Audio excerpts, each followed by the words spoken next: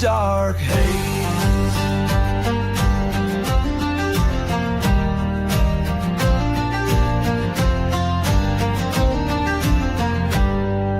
Ladies of the night with eyes of red, vampires in the alleys where good men dread,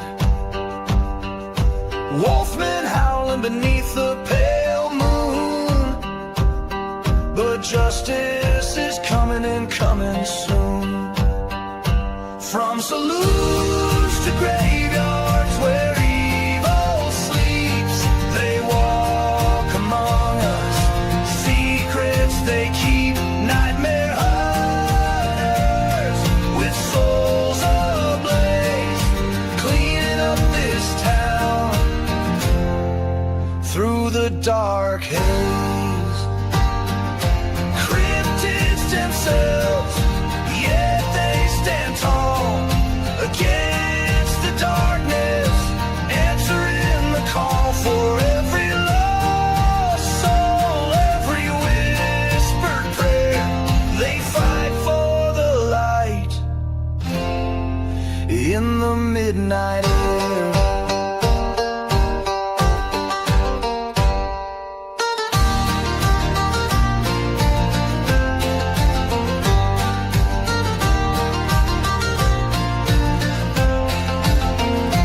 From saloons to graveyards where evil sleeps, they walk among us. Secrets they keep, nightmare hunters with souls ablaze, cleaning up this town through the dark haze. The night is young, the hunt begins. For against the darkness where hope never ends.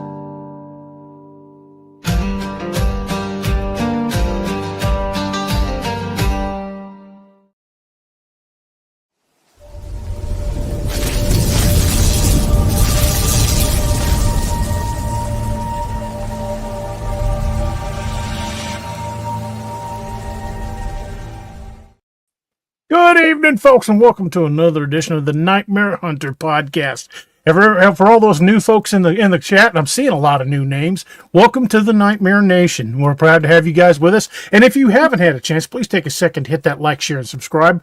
But before we get started tonight, I need to introduce my co-hosts. We got Robert Jed Brains over here from the great state of South Crackalacky. And down here below us is the newest member of the author community. That would be Carrie Pocket Doc Davis, who just released his debut novel. Doc, why don't you tell us a little bit about that book before we go? It is part of the DA verse, the multiverse that we have. It is titled Dark Frontiers, Vampire Chronicles, The Angels of the Wilderness. And it is taking place between book 1, book 2 of the Dark Frontiers series. If y'all hadn't read them, you need to. And it follows myself and these two idiots, as Declan calls us, trailing this older than old vampire, and as he is wreaking havoc on settlements out in Indian Territory, and finally comes back home to Springfield for the final showdown. So I hope y'all like it. If you read it, it's out on hardcover. We got published before Kindle and paperback did, but we're going to have it on all formats. Was it the Audible too? Yeah. Once your Kindle goes live, then we can do your Audible. We'll have that. So yeah, little cowboys and vampires for a Valentine Day release. How's that for romance? There you go. I hope y'all. DA is going to put up some information, and we'll show you a little sneak preview on the cover, and we'll keep y'all informed as everything comes out. So yeah, I'm excited. Well, that is awesome, brother. I'm proud of you. Thank you, brother. I couldn't have done it without y'all. You had the story in you the whole time. You just needed a nudge. Yeah, I've been sitting, like you said, you're like, hell, you've been sitting on it over 20 years, man. So, yeah, yeah, I'm pretty excited. So, if y'all read it, hope y'all enjoy it. How about we show off the cover? All right. If It's really nice part. Really if nice. you're interested. Yeah, For those, Luca did a fantastic job on the cover, man, and she helped me with the formatting, and so did Robbie. The pain that it took that it was. Well, I didn't have any pain. I had a lot of comic relief last night, but There was you some had some pain. relief. So there's the Look at cover, that. folks. Hope y'all dig that. I like it. Yep. Thank you. When nights fall on the frontier, the real hunt begins. Dr. Kelly and Doc Davis rode out of the Civil War knowing how men die and how some survive things they shouldn't. A battlefield surgeon hardened by blood, mud, and old knowledge whispered in the dark. Doc believes every horror has a cause, and even when that cause refuses to stay buried. Drawn west by his brother, Jed Raines, Doc is pulled into a shadow war under the authority of U.S. Marshal Sylvanus Forrester. The men Forrester trusts are few and dangerous. Declan Kane, a gunfighter whose speed borders on the unnatural, and Patrick Godwin, an Irish saloon keeper who knows what stalks the roads after sundown. Together they are known as the Nightmare Hunters. I won't read the whole thing, but I wanted to read part of it for y'all. It's a good book, y'all. You guys are going to enjoy it. Talk amongst yourselves. I got a little verklempt over here. Well, you should be proud, brother. I'm proud of you. Yep. You did a good job. Appreciate y'all. All right, well, we're going to jump into this episode. This episode is called Predator in the Pines. Episode 404, I guess that would be file not found, but here we are anyway. 6 true encounters with something in the trees, because when the trees go silent, that means something else is moving. Woods have rules, old rules older than the trails we cut through them, older than the stories we tell to make ourselves feel safe. One of those rules is simple. If the forest goes quiet, you ain't alone. Tonight, we're taking you into the pines, deep into the places where the tree line rises like a wall and a canopy swallows the sky. Places where people don't just hear things behind them, they hear things above them. Footsteps pacing in the branches. Something moving tree to tree without breaking a limb. Eyes shine 10 feet off the ground. We've all experienced that, boys. A shape crouched in the canopy, waiting, and watching. People never look up. Most people never think to. But the ones who did, the hikers, the hunters, the campers, the night travelers, they all reported the same impossible moment. Something in the trees matching their pace, choosing its distance, choosing its moment. Some escaped, some didn't. And some were never found at all. These aren't legends. These aren't campfire stories. These are 6 real encounters, documented, reported, and investigated, where the threat didn't come from the shadows on the ground, but from the branches over your head. Because in the deep pines, predators don't always stalk from below. Sometimes they hunt from above. And this is Predator in the Pines. Robbie, how about you start us out on segment 1 tonight? Not a problem. Segment 1, the Georgia Canopy Screamer. Case is from Chattahoochee National Forest. Category is audio, elevated movement, but no direct threat. The Chattahoochee National Forest is one of those places that feels alive even when it's dead quiet.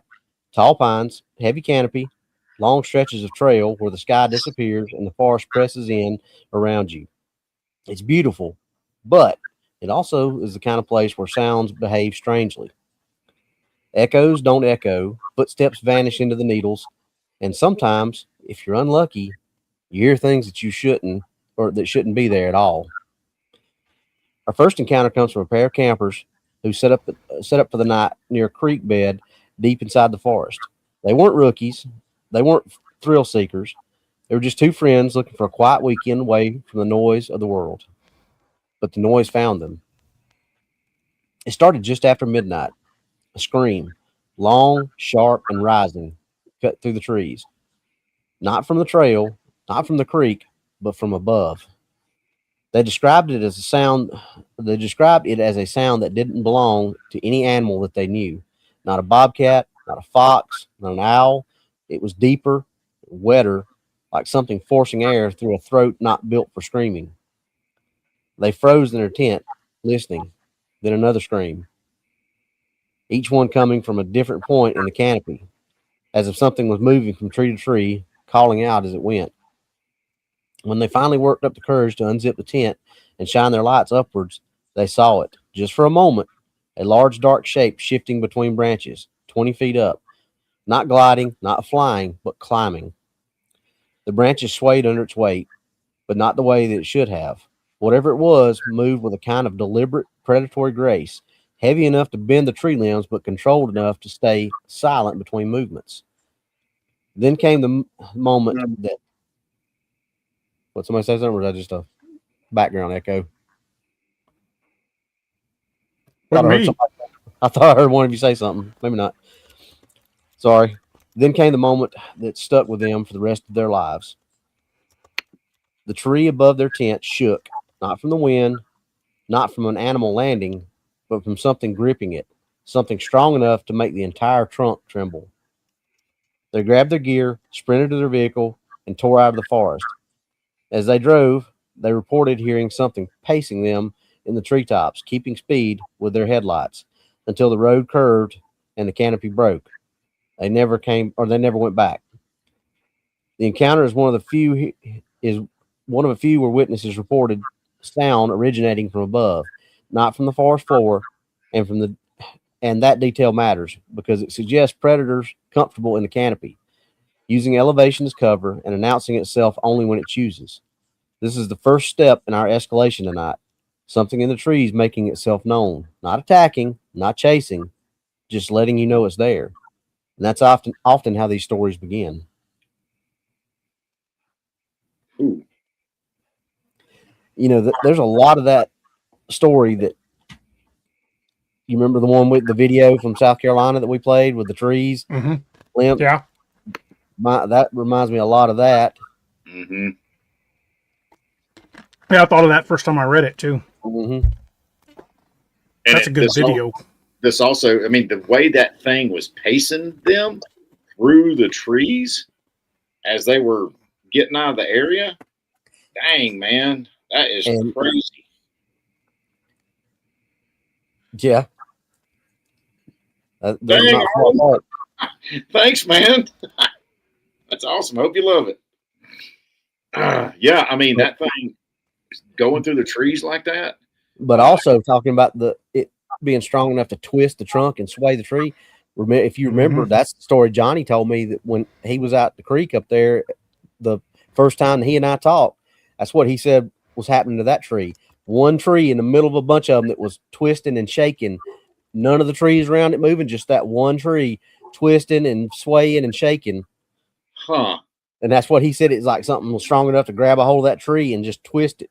Good Lord.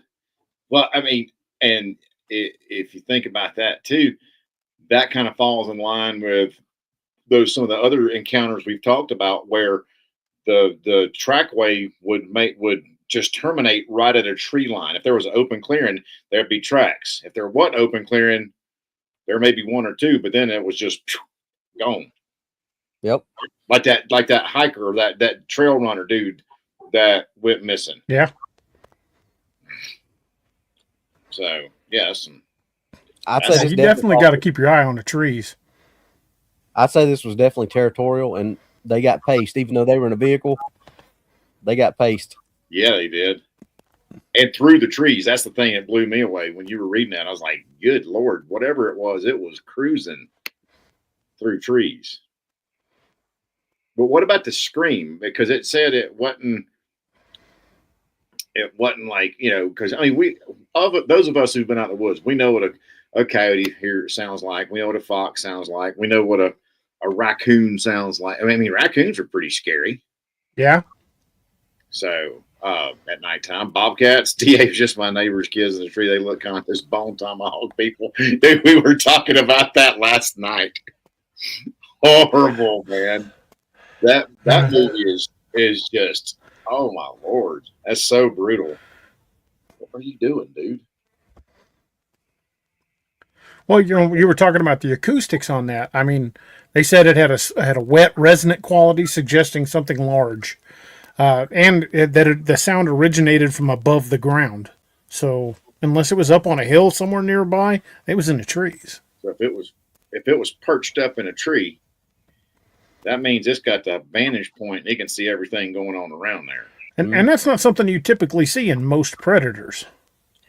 Mountain lions will hunt from above because they're ambush predators, but bears don't do that. Wolves don't do that. I mean, but Doc just said, that high ground. How many other stories we read where they're up on a ridge above people? Yeah, and I think that's just one of the things they do is they get an elevation, whether it be up in a tree or up on a ridge line. Yeah, they. Well, yeah. I mean, they're keeping the high ground, and it's easy.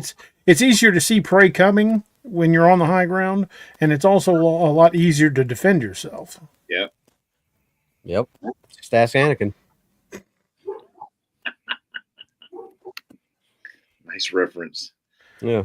See the Sasquatch up in the tree going, "It's over, Anakin. I have the high ground." Bigfoot drops down in front of him and goes, "Hello there." and so uncivilized. The way it was the shifts. They said it sounded like it was coming from different locations too. Mm-hmm. So that means that sucker's moving around.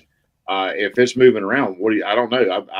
I was when I was listening to that when Robbie was reading, I was like, well, maybe it was trying to get a full 360 of their camp, just like doing a little recon or something like that. Or it could have been more than one. Or it could have been more than one. Yeah. They were definitely rattling on about their territory. I'm pretty sure this was a territorial display, because if they were hunting them, they wouldn't have made any noise at all. Right, and there was nothing overtly aggressive that happened other than just the screaming. So, yeah, well, I mean, and how many times just like the one we read, the little boy got pulled out of the tent the other night. Yeah, wasn't a sound made. Yeah, the guys they've been pulled off trails. No sound, they're just gone. So I think DA is 100% correct with that. If they were hunting, if this was predation, they probably wouldn't have went up there hooting and hollering. They would just drop down in the tent and no, I agree with that assessment. What are you doing? You got ants. I mean, well, we know black bears climb trees all the time, but how often do you see one leaping from tree to tree? I've never seen that. I've never either. And I've seen mountain lions do it. Right. It's not generally their go-to move. But it's like if you've got them treed, they'll jump to another tree. Right. And a black bear going up a tree is not necessarily the most graceful act at all. I mean, they look very uncoordinated. I mean, I know they are, but up a tree is not their forte. You know what I mean? Well, usually when they're up a tree, they've got both front legs and both back legs wrapped around a tree. So they're up the tree and they're there, but then it's not like once they get up, they can start walking around on limbs and right. They're swinging back and forth. Yeah, they're pretty much hugging the tree. So yeah. What was this? Clay? Me and my brother were playing outside at night with my parents, and all of a sudden my dog started growling at the tree line when she got spooked and ran the porch after a tree branch 30 feet up moved. Oh yeah. That could be a dog. Yeah. Always trust your dog. Yeah. Me and my brother Keith heard some god awful sound one night, and back in the back pasture. We went out there with a flashlight and a shotgun, and it was two big old boar coons fighting in this big red oak that we have back behind our barn. And I'm gonna tell you what, it raised a hair on the back of your neck. They go to squalling and fussing.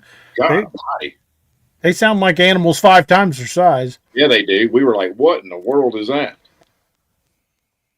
So, yeah. The acoustics and the movement and everything like that. And, Robbie, you keyed in on this, too. The tree trunk vibration. That takes some mass to do that. Dude, to twist a freaking tree around. Yeah, that didn't happen when a squirrel jumps from branch to branch. It'd be one big freaking squirrel. That'd be a squirrel on steroids, man. Yeah, I mean, Can you imagine if squirrels were the size of moose? Oh my gosh. we'd all be dead. That's Yeah, but look how much squirrel meat you could pack in a freezer. that's true. I do like to eat some tree rat though. Ain't no doubt about it. Squirrel dumplings It's is good. good. It's Tree good, rat. especially with breakfast. Little squirrel and gravy over some biscuits. Mm-hmm. Put it in That's the good pressure. eating there. You put it in the pressure cooker and let it get all nice and tender.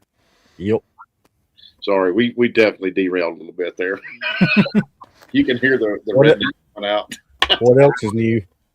right? Yeah. Jeff Yarrington says that'd be entertaining watching a bear jump from tree to tree. It would probably jump and then just fall like a stone. It'd be entertaining for us. I don't think it'd be too entertaining for him. I don't think it'd end up too well. Now, Rodney will tell you, we had one black bear climb a tree inside the city, and it stayed up there for a while. And finally, DNR came in and they darted it, and that something fell out of the tree, and it like boom and bounced, hit the ground. Chris Jarvis, you're right. There are lots of reports of Bigfoot swinging from branch to branch like primates. Yeah, who knew, right? Yeah, who would have predicted that? Not any of us. Oh, of course not. But look how much weight that would take to twist a tree around like that. Yeah, if you feel your tent moving and the tree moving like that, it's time to get further from that place, man. Yeah. Less Popeyes running around out there in the woods. Yeah. I don't think there's anything with enough forearm strength to twist a tree like that. Well, I think it's definitely kind of telling that it would parallel the vehicle once they left. I mean, it not only did it want them gone, it wanted to make sure they didn't come back. It Well, was. but think about the vehicle was pretty good ways back in the woods. It wasn't right there because remember it said until the canopy broke, it didn't stop. So that's probably where their territory stopped, is where that canopy broke and they got back out on a quote unquote main road, I guess. Mm-hmm. Yeah, that was just this. Or they didn't want to come out and reveal themselves. More Right. too. That was their way of just saying, "Get on out of here." Get on out of here. Because big pine thickets like that, that's plenty of concealment and cover for these things. Yeah. Mhm. And if you've ever spent any time in the woods at night, visibility's nothing. Yeah, if you're in a big pine thicket, it gets dark a lot. It gets dark in there before the sun goes down. As the sun's going down, man. Yeah, and that's also a thing about a pine thicket with a pine forest, something like that. You don't hear a lot of stuff moving around on the ground because usually it's a blanket that thick on the ground of pine needles. And that definitely serves to dampen the sound of anything moving around. So, Yeah, that brings back memories, man. Traipsing around the woods behind the house. Oh, yeah. Yeah, well, the witnesses described the sound it made as not feline, not avian, and not human. That kind of rules things out. If it wasn't feline, that rules out a mountain lion up a tree. Right. Not avian, that'd be one big honking bird to shake a tree like that. Right. They got California condors on steroids out there. Well, Larry Berlin just had a good question. Do you think Dogman could also swing branch to branch? well, they could jump from branch to branch. I would say they easily could, but they've got hands, so they probably climb a tree just as well as we could.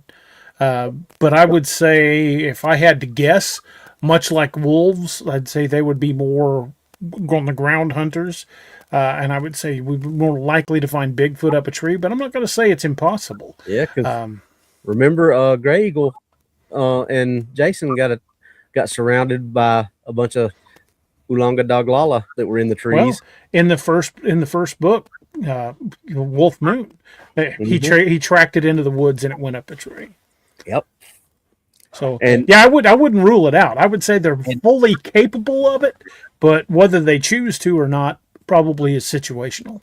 Well, we know for a fact that they do because you got pictures of one behind you in a tree. Yeah. Well, Yeah, if it was either standing on the ground or crawled up up that tree, but it was about 9 feet off the ground, 9.5.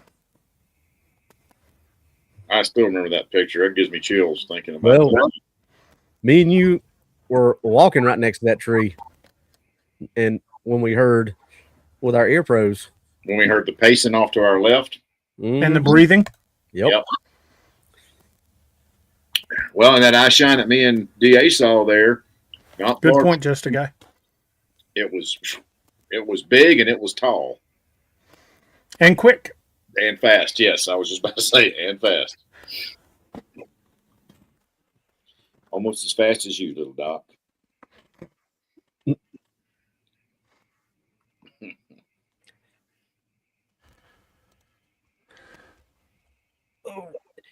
You ever been a segue you did? Or I'll segue it in for Doc. okay. So if this first encounter was just a warning, just a voice in the trees letting you know you're being watched, our next case takes things just a little, like a step further. Because here in the Ozarks, two hikers didn't just hear something above them, they felt it following them, shadowing their steps, choosing when to reveal itself. And when it finally did, the forest answered back. Doc, take her away, brother. All right. So this is the Ozark Canopy Stalker, case number 2 out of the Buffalo National River in Arkansas. It is elevated movement, growling, and we're going to talk about some of the factors of the drop-down impact. The Ozarks are old country, ancient hills, deep hollows, pine stands so thick the light filters down in narrow green shafts. It's a place where sound travels strangely, sometimes too far, sometimes not at all. And it's a place where people have reported things moving through the trees long before the first ranger station was ever built. Our second encounter comes from two hikers, experienced, confident, and familiar with the terrain. They weren't lost. They weren't spooked. They were just making their way along a ridge trail late in the afternoon when the forest around them shifted. It started with a branch snapping overhead, not behind them and not beside them, above them. They looked up expecting to see a squirrel or a bird, and instead they saw the branches sway slowly and deliberately as if something heavy was moving through the canopy. They kept walking, and the movement kept pace. Every few seconds, another branch shifted, then another, always just ahead of them and always just out of sight.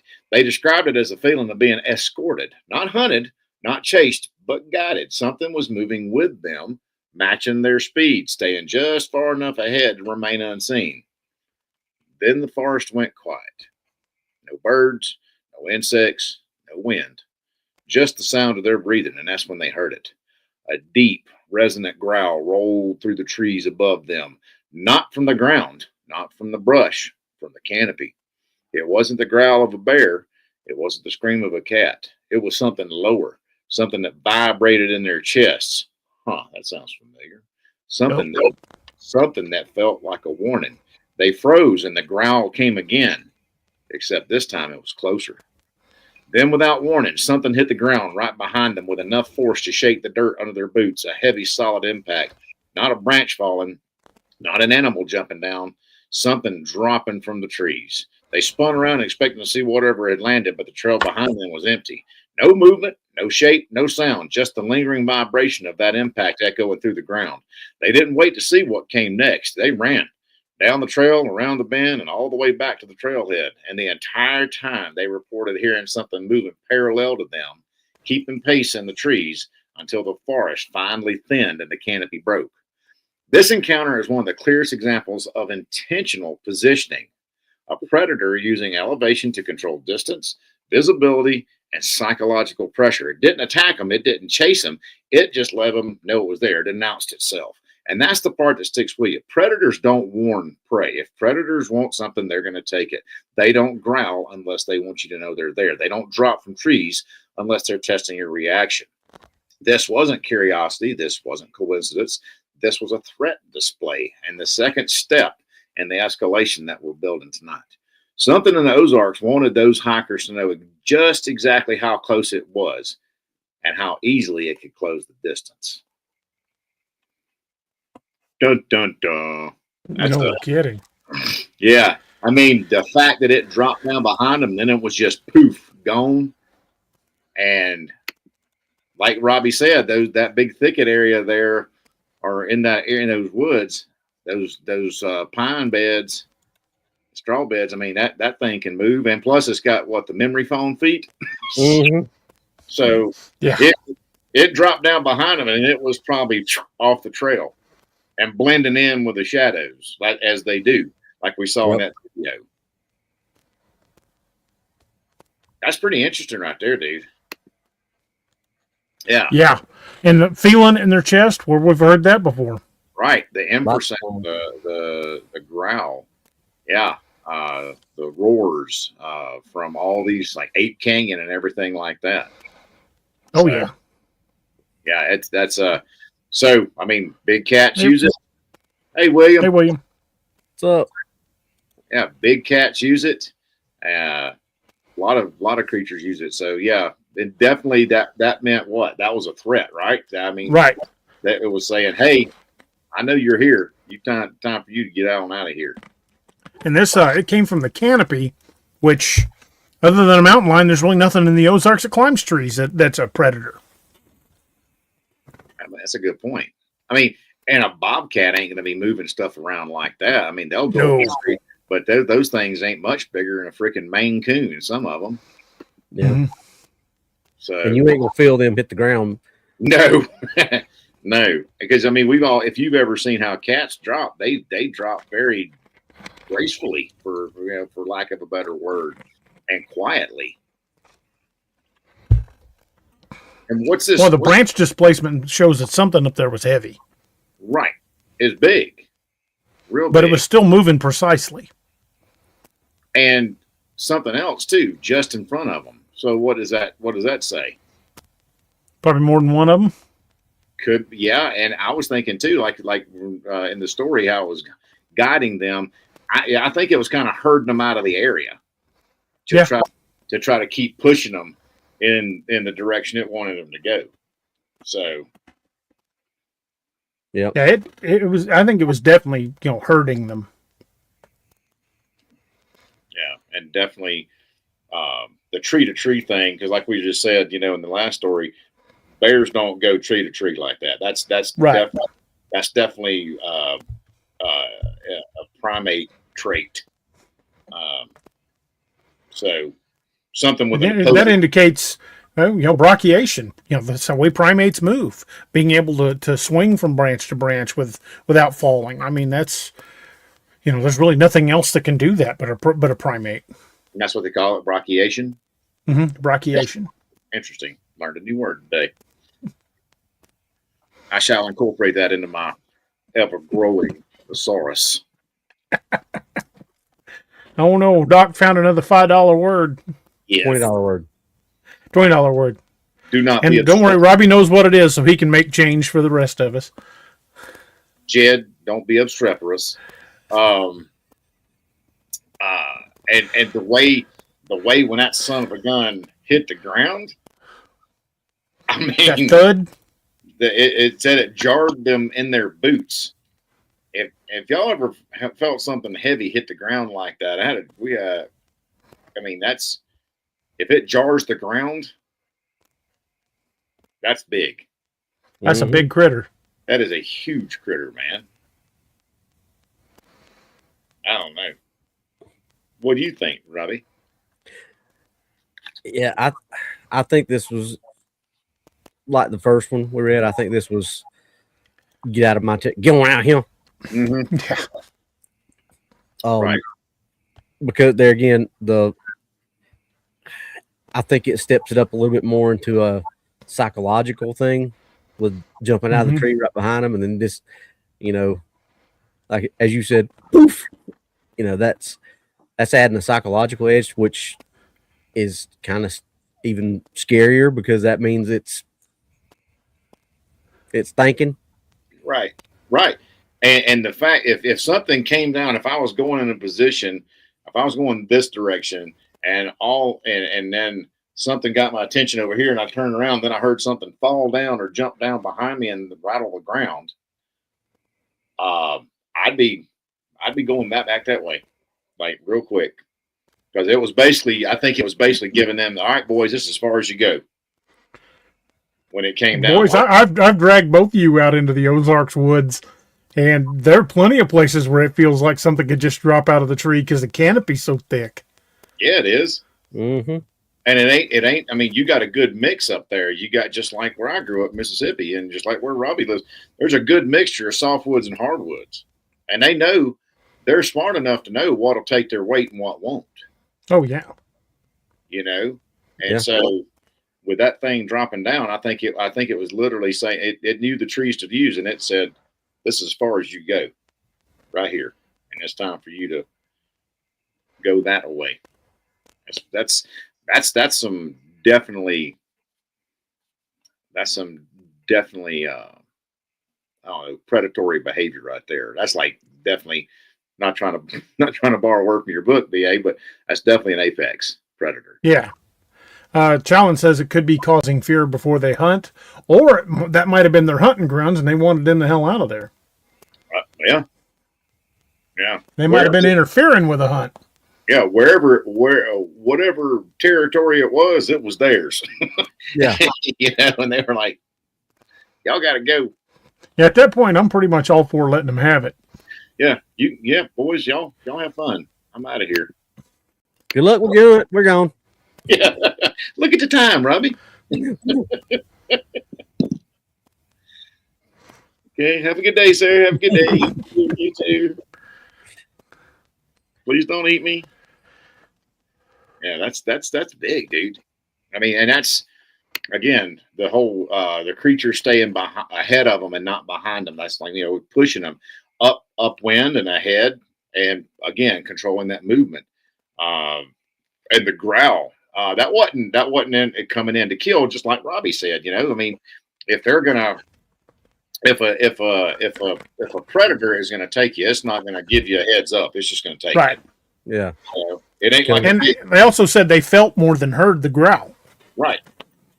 And it ain't like a big cat. A big cat ain't gonna sit there on the ridge and watch as you get under them. They're ready to pounce, and they give you a little wow. They're just gonna. You're never gonna hear it. You ain't never gonna hear it coming, man. It's just gonna be like that bullet that hits you. And if it had been a hunt when it dropped down directly behind them, it'd been over with right then. Oh, if it wanted it was basically letting them know. That's 100%. It was basically letting them know, hey, look how close I can get to you. If I really wanted you, you'd done been had. You'd have done been had. I guess we could actually say that was counting coup then, right, DA? Yeah, more or less. Good point. Yeah, that could have exactly been what it was doing. What was I going to say? Again, that's not typical of things in the Ozarks, but that growl really, those low frequency growls kind of trigger something primal in us. Yeah. I mean, that's like primitive fear right there, kicking in the old lizard brain. Exactly. That's definitely going to hit your sympathetic and parasympathetic systems. You're definitely going to have a response. You could be in PNS backlash shortly thereafter. Yeah. And so we feel that. So what do you guys think about it dropped down, they spun around, there was nothing back there? Do you think that means it was invisible, or if it just dropped down behind a tree and they couldn't see it? Probably it's just it dropped down behind a tree and they couldn't see it. That would have been my guess too. Yeah. But the story kind of implied that it was there but not there, if you get it. Yeah, I mean, if it dropped down behind a tree, or if it's very thick, if it was apparently thickly wooded there, shadows could have hit it, and just like that video we saw, I can't remember the name, but where that thing was moving and it stopped. Oh, the Paul Freeman footage. Yeah, Paul Freeman footage. And it disappeared until it started moving again. Right. So, that's. And I think it's pretty telling that if it had dropped onto the trail behind them, when they started moving out of the area, it would have followed them on the trail. But they said it was paralleling them in the woods. Through the trees. As big as these things probably are, if it's 1,500 pounds and it dropped behind one of the trees, it'd probably sound like it was literally right behind them anyway. Right on top of them. Yeah. That's a good point, Robbie. Mondoc says PNS backlash, fire tubes 1 and 2. We were saying that last night. Below the ballast. Time to get on out of here. Yeah, that is definitely showing that it has it has intent. Unlike the first segment, which was, "Hey, we're here," and this next one was like, "All right, I can make this happen if you want it to, if you want to push it." Yeah. Dr. Sharp, I think I know which one you're talking about, and I still say that we're having so much trouble getting these things on camera because of those clear hair shafts. I think that's a very logical explanation. Those clear hair shafts are going to refract light, and it's going to make it very difficult for a digital camera to get an image that way. You might be better off with like old film cameras. You might get it better then because it doesn't magnify the light the way a digital camera does. So I'm still going toward the clear hair shafts. We've speculated that same thing, Da. When you think about, that's why the Patty footage is so clear versus all the stuff that we see now, because it was on film. Yeah, because of the type of camera, and the technology wasn't. The technology was not ahead of the curve, so to speak. Now these cameras they operate on such a, they're nice, they're great, but if conditions are not whether favorable, that's what you're going to get. Right, they're computers with lenses, man, and they have all these light sensors and this sensor and that sensor. Back then, if they're filming with a little freaking Super 8 or something like that, I don't know if it was 8mm, 16mm, whatever. I think it was a Super 8. I think it was. Yeah. If you're out there filming with a Super 8, man, you got your aperture, and your focus and all that kind of stuff. So, I mean, it's very old school, very old school. It's like I learned how to shoot photos with a Canon AE1. Yeah. So, yeah. Victor says, a cougar can scream like a woman. Oh, absolutely. We've heard it. But the screams that people are describing are nothing like a cougar. Right. And Robert McGill wants to know when we're going to get an update on Zone Echo. Well, I've still been digging into research in that area. I will go back to it later tonight or tomorrow and see if I can pull some new stories out of Zone Echo. And I'm also operating on the theory that there might be more than one Zone Echo. Mm. Because somebody was recently telling me about what they're referring to as the Ozarks Triangle. And I can tell you for a fact there are at least 3 places in that triangle that are government-controlled land. Really? Is that all up the Bitterroots? No, we're talking about the Ozarks Triangle, but the Zone Echo one was up in the Bitterroots. Yeah. Okay. With Teddy Roosevelt's story. Right. That's what I was trying to put 2 and 2 together. But yeah, I will work on pulling more stories for another Zone Echo story. Mm. Yes, sir.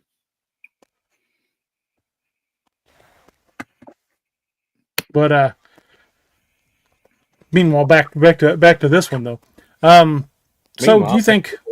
Yeah, there we go. So do you think the scream and the drop down? Do you think that was like a territorial warning, or do you think they were in real jeopardy? No, because if they've been in real jeopardy, it would have got them. I'm sure, even if it dropped down behind a tree, I'm sure as quick as these things move, if it wanted, it would have had him. Concur. Yeah, I agree. I just wanted to put that question out and not say what I thought on it, and just get your opinions on it. And and there again, just like we always say, that's just our speculation. But based on all the stories that we've read before, how many times have we read stories where somebody without a sound or anything just was gone? Case in point, the little boy in the tent. Yeah. Yep. So I firmly believe that if that'd been the case in this one, that old boy would have been gone. Boys, all I can tell you, because I know you guys haven't had a chance to go over the notes ahead of time. Wait till you get to the last story of the evening tonight. Good. If this one don't give you the heebie-jeebies, you got ice water in your veins. That's what you said about the last story from Wednesday's show too, and it was pretty out there. This was pretty creepy. You guys are going to like it. Good. I can't wait. So, looking back at that thing, clearly that was a heavy mass sitting the ground. If they felt it vibrate all through the trail, something was heavy. So I'd probably guess, like Miss Lene stated, probably somewhere in the ballpark of 1,000 pounds. I'd say probably heavier than that. I'd say probably 12 to 1,300. It's a big animal regardless. And that immediately says that ain't a cougar, because I think the biggest cougar ever shot here in Missouri was under 200 pounds. I don't think they get that big around here. Yeah, that's a big cat too. Now up in the Rockies, you might find a 220 pounder, but here in Missouri, no, they're a little leaner. Yeah, if you find a 220 pounder, that sucker's been eating good. Yeah. So, yeah, man, that's we. And there we looked it up on one show. I think the world record black bear was shot in North Carolina, and I think it was just over 500 pounds. So even I think it was over 600. Well, regardless, 500-600. That's a long way from 1,000 pounds. Yeah. Yeah. So crazy. Still, I wouldn't want a 600-pound bear dropping on me out of a tree. No. It still would hurt. William says, "DA, you remember that big cat I sent to you?" I do, sir. I don't know what I did with the picture, but I definitely remember it. Cats can get pretty dang big. I mean, what's a liger run, like 700-800 pounds? The one in South Carolina is 906 pounds, I think. That is a big kitty cat. Good Lord. Yeah. That's a half a ton of murder mittens right there. Madison Jewell asks, you guys know any other stories that happened in North Carolina? We've talked about quite a few over the years, but we don't generally do like one show on one specific area. Although we have done shows on like the Midwest and like the Ozarks and Colorado area, but we never really concentrate on one specific small area.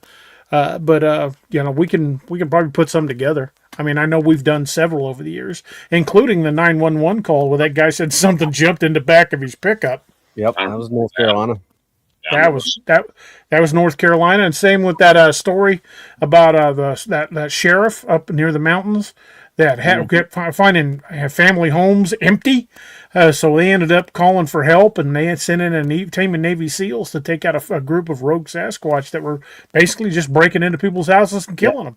Now, Mr. Ballin actually had a guy on his show that claimed to be, that said he wasn't actually one of the SEALs that went in, but he was in like the cleanup unit, so to speak, or the support. Well, Mr. Ballin was a SEAL. Yeah, he wasn't involved in that because he had the guy on there, and the guy was telling the story. He said, I wasn't one of the SEALs that went in and did the actual hunting, but I was on the support unit, which we basically did cleanup and containment and things like that. Holding the perimeter so nobody got into the kill zone or whatever. Right. That was a pretty interesting episode if you want to check that out. If I remember correctly in that story, correct me if I'm wrong, Robbie, but weren't the SEALs like moving through a valley and all of a sudden one of them froze and looked up and opened fire right above it? There was one of them creeping down the tree about to grab him. I think so. I think I remember something like that. I think that guy said that he was I don't know if it was after it was all over with or just after that one specific thing.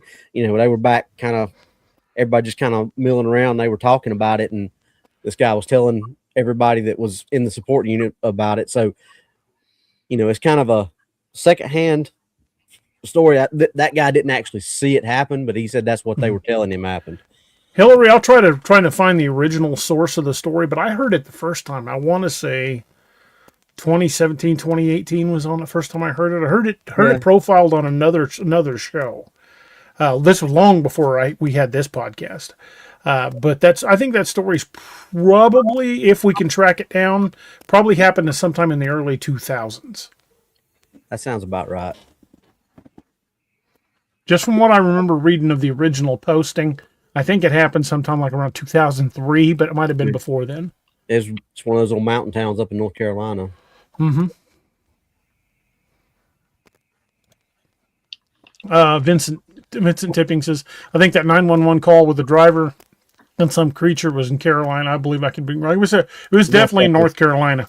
Yeah. We actually did a whole bit on that. I want to say it was somewhere around Pisgah National Forest, wasn't it? Yeah, I think it was right in the Pisgah. Damn. How do you remember that? Good Lord. Some of these stories just stick with you, brother. Yeah. The Pisgah, I can't remember that. I remember it was North Carolina. And Well, the dude was on the phone and saying it definitely is not human. Yeah. Yeah. The reason Pisgah sticks in my mind because that's where I did my tracking training. Okay. And I had some interesting things happen while we were up there doing that because I can't remember if you were involved in that conversation or not, but I know I called DA that night and was like, hey, dude, check this out. Oh, they were being paced. I was just about to ask, were y'all getting paced up there? Well, and the 1,000-pound owl were crawling through the woods back there and here, ooh. Right. Buddy of mine that I met in the class, and I said, that owl got laryngitis? He said, I ain't never heard an owl sound like that before. I said, I have. And he said, what? I said, I don't believe it was an owl, buddy. That owl needs to switch to filters. Yeah. Jeff Yarrington says the largest black bear on record was killed in 1972, field dressed at 902 pounds, estimated live weight 1,100 pounds. Woo! Big bar. That is a big bar. Yeah, it is. That one would have made D. Boone proud. Just a guy says, but the DA, you say the sheriff called in for help. How does that work? Is there some protocol the higher ups in rural U.S. have for that? Seems like a major OPSEC violation. He ran it up the chain. I think he called the state police, and the state police just kicked it up. They didn't want to mess with it. They did. I don't know if they even didn't believe him, but I honestly believe that there are groups out there. The U.S. military has groups like the Wild Hunt. I'm sure they don't call them that. In fact, I was kind of not so bluntly told that I had hit the nail a little close to the head on some stuff. But having said that, I really believe there are teams out there that's exactly what they do. And it wasn't just the sheriff's department was involved in that too. That was there was a guy from the local game warden, and I guarantee you when the Department of Interior sends that up, those teams get involved because the Department of Interior is responsible for the national parks. Yep. And sheriff would have the authority to call. The sheriff can call the governor and ask for National Guard to be involved anyway. Sure can. So, boys, we got about a minute before we got to take a quick pause for the cause. Folks, we're going to have to stop here for just a moment while we take a quick break to pay some bills and hear a word from our sponsors. And this would be a great time to grab a snack, hop off your coffee, stretch your legs, walk the dog, whatever you need to do. But we will be back in just a couple of minutes. We will see you guys in just a minute.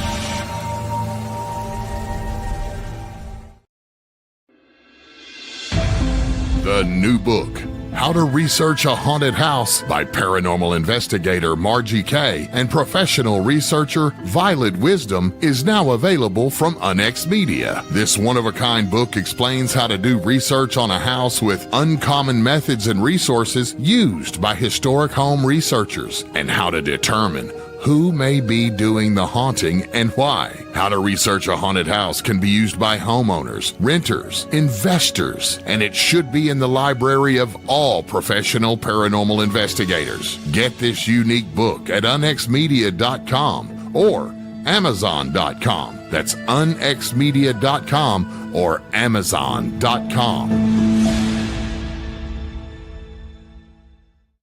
Hey everybody, this is Kerry Pocket Doc Davis from Dark Angel Medical, and you are listening to DA Ex Machina with DA Roberts.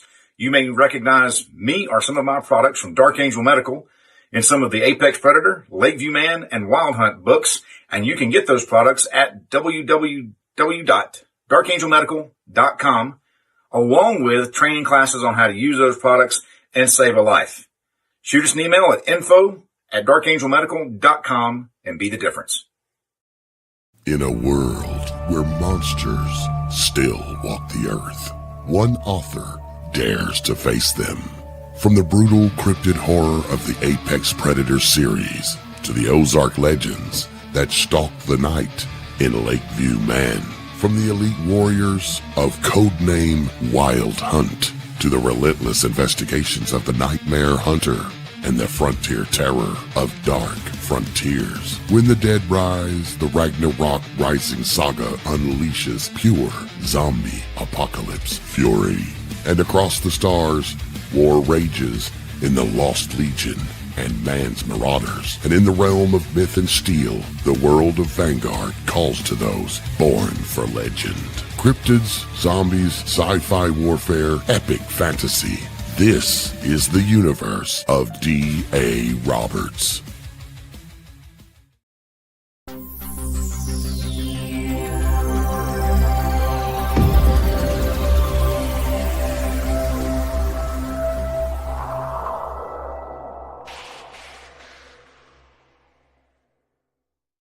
And we are back, folks. Thank you guys for sticking with us. We're going to jump right back in the middle of this. Robbie, you want to segue us into the next segment? All right.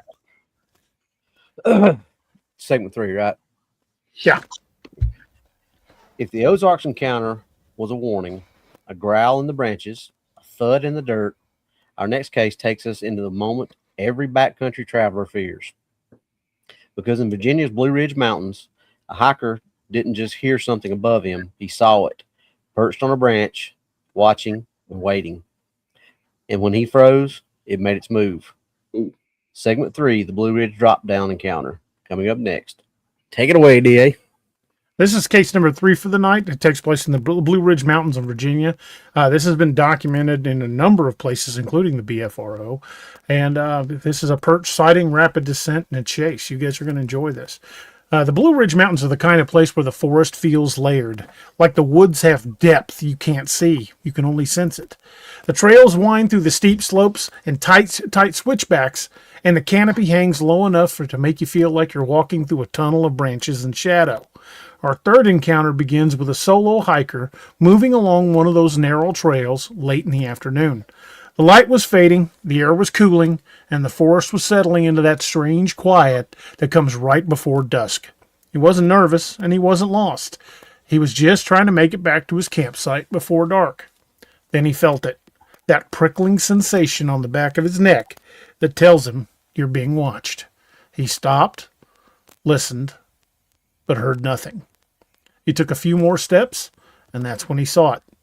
Perched on a branch overhanging the trail, about 10 to 12 feet off the ground, was a large, dark figure. Not a bear, not a cat, something crouched, balanced, and perfectly still, like it had been waiting for him to notice. He froze. The figure didn't move, at least not at first. Then, in one fluid motion, it descended the tree, fast, too fast. Hands and feet working together, gripping the bark, sliding, dropping, catching itself, and dropping again. The witness said it moved like it had done it 1,000 times. It hit the ground with a heavy thud and then charged. He ran, and the creature followed right after him. He could hear it behind him, heavy bipedal footsteps pounding down the trail. Not the scrambling of a four-legged animal, not even the uneven rhythm of something crashing through the brush. This was on 2 feet, and it was running fast. He sprinted down the trail, heart beating in his chest, lungs burning, the sound of those footsteps closing the distance. Then, just as suddenly as it started, it stopped. No more footsteps, no breathing, no movement. Just absolute silence. He didn't look back. He didn't stop running until he reached the trailhead, dove into his vehicle, and tore out of the mountains. He never returned to that trail. This is the moment in our escalation where the predator doesn't just reveal itself, it commits to the chase. It chooses the moment of engagement. It chooses the distance, and it chooses when to stop. This wasn't curiosity. This wasn't a warning. This was a test. And the hiker passed it only because the creature allowed him to. That's 100%. Because I believe if that thing had wanted to catch him, It would have. it would have. oh yeah, it could have. It was just playing with him. Like it was just scaring the crap out of him. Like, you don't have any Mission accomplished. yeah, I'd have been doing some biological warfare. That's all I gotta say. Been shaking one out of the pant leg as you try to get in the Jeep. Exactly.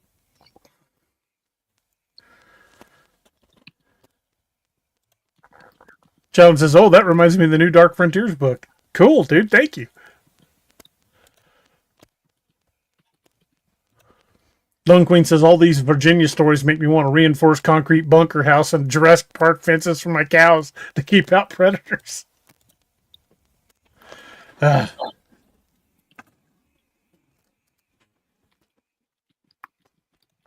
Madison Jewell says, "Michael Dana Green captured a 1-minute infrared clip in North Carolina of a Bigfoot-like creature. Can y'all watch it? I will see if I can find the clip and then find out if we're actually able to use it.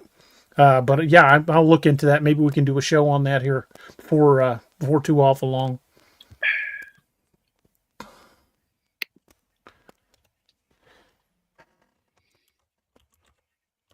Trying to put that link up again for you, Doc. Oh, thanks, man. There it is. Bobby Singleton. There we go. Thank you. I was like, yep. Y'all grab that book. Let's see if we can't push him to number 1 in a category. That'd be fun. But what do you guys think about that? It was perched on a branch 10 to 12 feet up. Mm-hmm. Yet it was still something big. So it must have been a pretty thick branch. Yeah. Yeah. Like I was saying earlier, I think it's they do that. They're in that territory so much they know what they can grab and what they can't, you know? And the way it came down the tree using its hands and its feet, sounds like a primate to me. They do that sliding as they're grabbing, going down. Yeah, that's very, very primate. And you know, and what kind of limbs do these things have to be on? Or maybe they're pressing on the trunk some too to support, 1,200-1,500 pounds, 800, 1,000. That's a lot of daggum weight to be. Well, depend on the size of the branch. Wood can support a lot of weight. Yeah, they had to be on some pretty good, like, big limbs like that, big branches. So, and honestly, 10, 12 feet up, depending on what kind of tree it was, that's where a lot of their limbs usually start. Yep. Yeah. So, well, if it was stretching out over the trail, it wasn't up a pine tree anyway. Because right, right. Yeah, it had been hardwood, and they're pretty dang strong. Right. That hardwood right out here behind my house, guys. When we set by with the fire pit, yeah, that one main feeder branch that sticks off that son of a gun. I guarantee you, we could tie a rope to it, and all three of us hang on it, and it not even sway. Well, see, that's like that red oak I was talking about. Those big boar raccoons fighting. I remember that limb. It was only about 10, 12 feet off the ground, but that sucker was as big as a freaking telephone pole, man. It was huge. That's the way that one is. It ain't very high off the ground, but good Lord, it's as big as my waist. Like another tree hanging off of it. Right. Yeah, so that's so if they had a branch like that, it'd easily support a big primate. Yeah.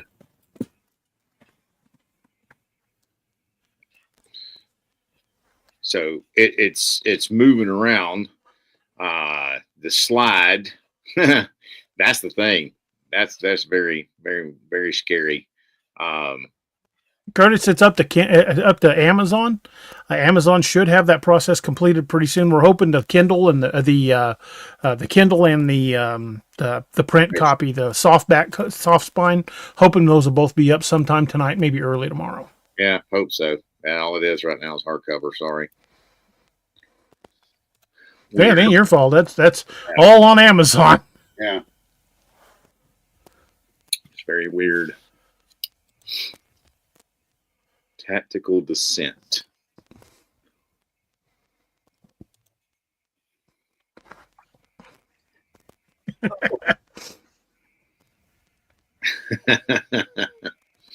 We'll see. We'll see, man. I think he's got a few up his sleeve. Yeah, maybe 1 or 3.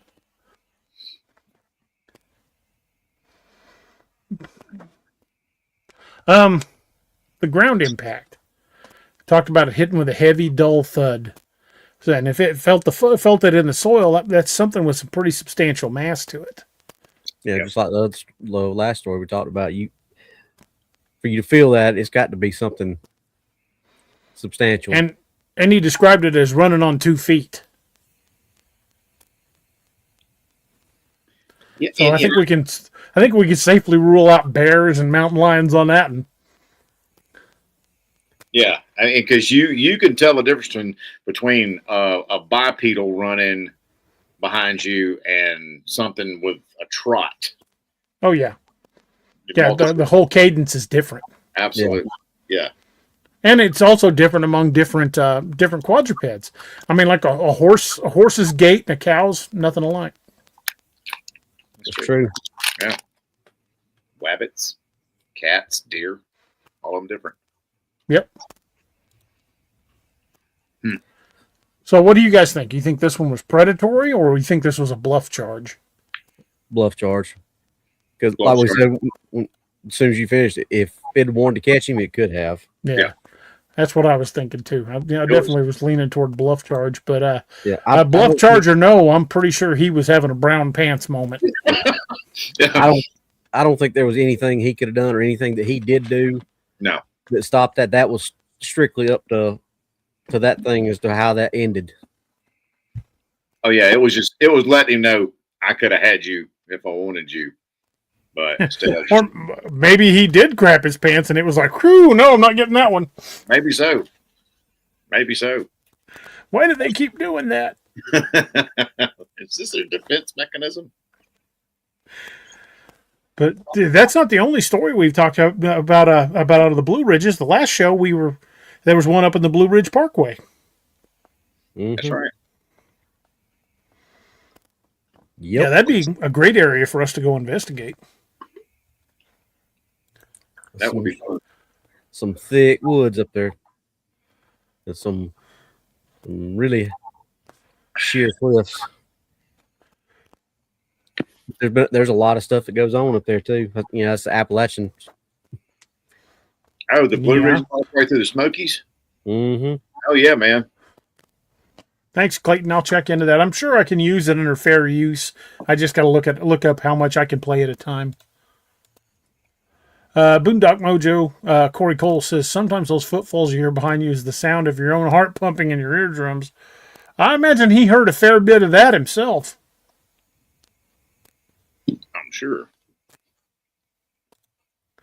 Jeff Yarrington says, I had something chase up the road one time. Sounded like 2 big flat feet slapping the pavement. That's how it sounds when I run, because my feet are triangles. Smack, smack, smack, smack, smack. It is like flap, flap, flap. Doc sounds like a duck running. I do.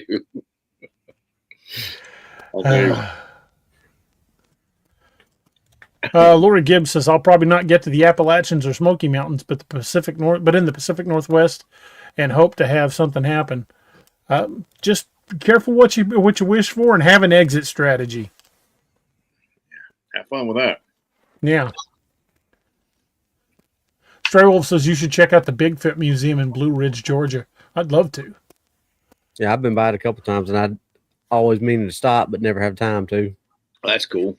Lone Queen says that whole area is rough and well timbered, had lots of parks and off-limit private hunting tracks.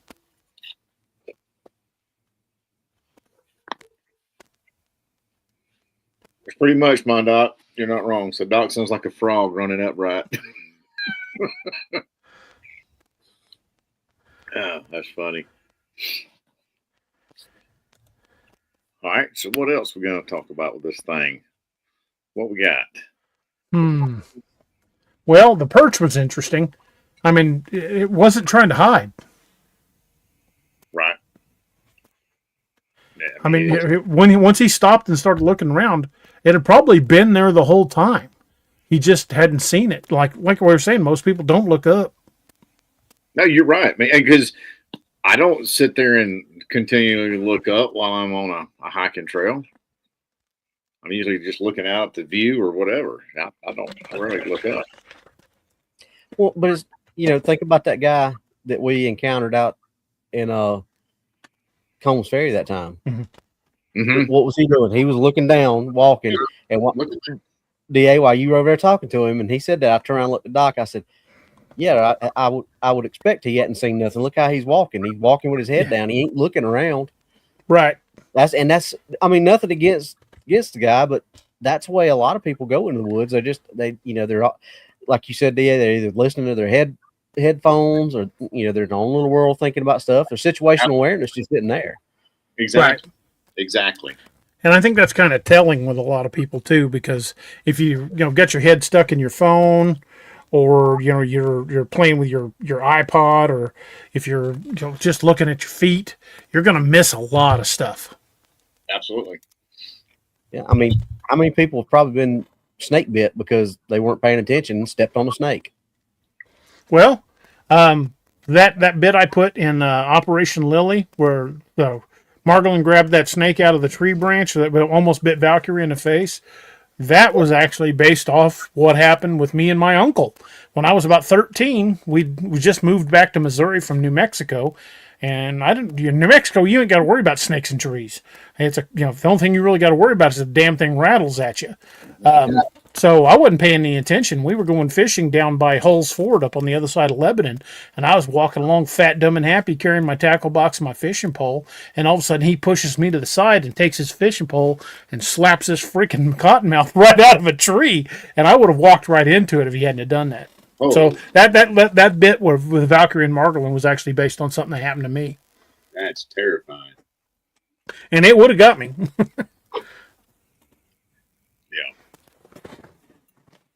Yeah.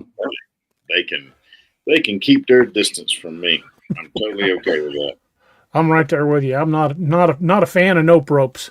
I do not like them. Buzzworms, note ropes, Satan strings. I don't care for spiders either. Danger noodle. Yeah, Angie ain't about spiders at all. She'll hold a snake, but spiders, she and that spider are going to have difficulties. Dude, you should go out to Joe Bald with me sometime in the middle of summer. They get those big old freaking wolf spiders that spin in the trees, and they'll be that big around. We ran into one out there, so it was so damn big, I shot it. I literally drew my 9mm and shot it. You got a tag for that thing? It's big enough for one. Well, it was funny, though, because the web just snapped like that, and when it stopped moving, the legs were still there, but the spider was gone. That's awesome. But I'm like, nope, not dealing with that. Pow. That's worth a 9mm hollow point every day. Oh, mercy. That's funny. Do not care for spiders. No, thank you. I mean, I ain't gonna go take long, windy walks on the beach with them, but I am definitely more irrationally terrified of snakes than I am of spiders. So I'm not gonna kill myself running out of the house if I see a spider. Right. I'm not gonna burn the house down, but yeah. I will get a house shoe and end his career. Yeah, exactly. Now Angie's so tenderhearted. Even though she's terrified of them, she'll still try to find a way to put them outside or put them up. We don't have that problem with Annette. Annette will yell for me, "Honey, there's a spider! Come kill it!"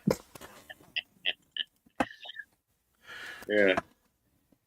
We got this one spider that lives down in the basement, and we leave him alone because he kills all the flies. Hey, if they leave me alone, I'm perfectly okay with that. But after I read that article that said the average human swallows like 3 spiders a night while sleeping, I was like, nope, every one of my fine dies now. Oh, Lord. I'm going to invest in one of them Hannibal Lecter masks to sleep in. Put a mesh over it. Oh, man, that's funny. Wake up and there's a spider sitting on it going, "Hello, Clarice." It's like tapping on it. Let me in. Exactly. But when that thing stopped, when it stopped chasing him? Do you think it made its point, or if it was the whole intention was just to push him out of the area? I think all of it. Yeah. It got it Mission acquired accomplished. Yeah, it got the result it wanted without having to take it up a notch. Lone Queen's got a point. Says with the speed, quietness, and elevation of these creatures, I'd guess if anyone sees or hears one, they just assume it was a squirrel or another small creature. Yeah, you'd be amazed how many times that until I really had researched behavior, how many times I would ignore things like what we call the 500-pound owl. Now I would hear it and go, okay, that's weird, and never put two and two together. But as I got older and started reading more and more and digging more and more into the subject, and started realizing that that's some of the known behaviors of Bigfoot type creatures, that's when I really started noticing a lot of stuff in the woods. Like that night we were down at Blunk Road, and we saw that thing out in the water. I'm like, what in the heck is that? And it turned and looked at us. Oh, that's what that is. Like, logs don't have eye shine. Oh, and look, it's coming our way. Yeah, it has turned around in the water and is coming back our direction. Right in the truck. It did, because it had its back to us when we saw it. Because remember, Robbie, when we hit it it did its head, and you could see it blink. Mm-hmm. It was easily in 7 or 8 feet of water too. Yeah, we was on a collision course till y'all got me in the truck. Because the two of us were walking in the same direction, and we was going to meet in the middle. Probably wouldn't come out too good for me, but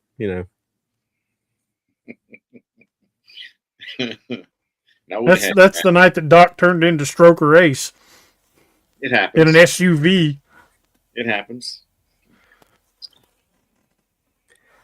We definitely wasn't chilling on a dirt road. Jeff Yarrington says holy. Like George Jones. Yeah, Jeff Yarrington says holy expletive that stump is moving. I think that might have been said. Yeah. Because we all thought it was a tree stump until it turned and looked at us. We did. Yeah, stumps don't have heads and eyes. Stumps don't have eye shine. Yeah, not in the middle of a river, they don't. They're just stumps. That stump blinking at us. And changed course. It looks like the stump is running. It was running. It happens. I love you, idiots.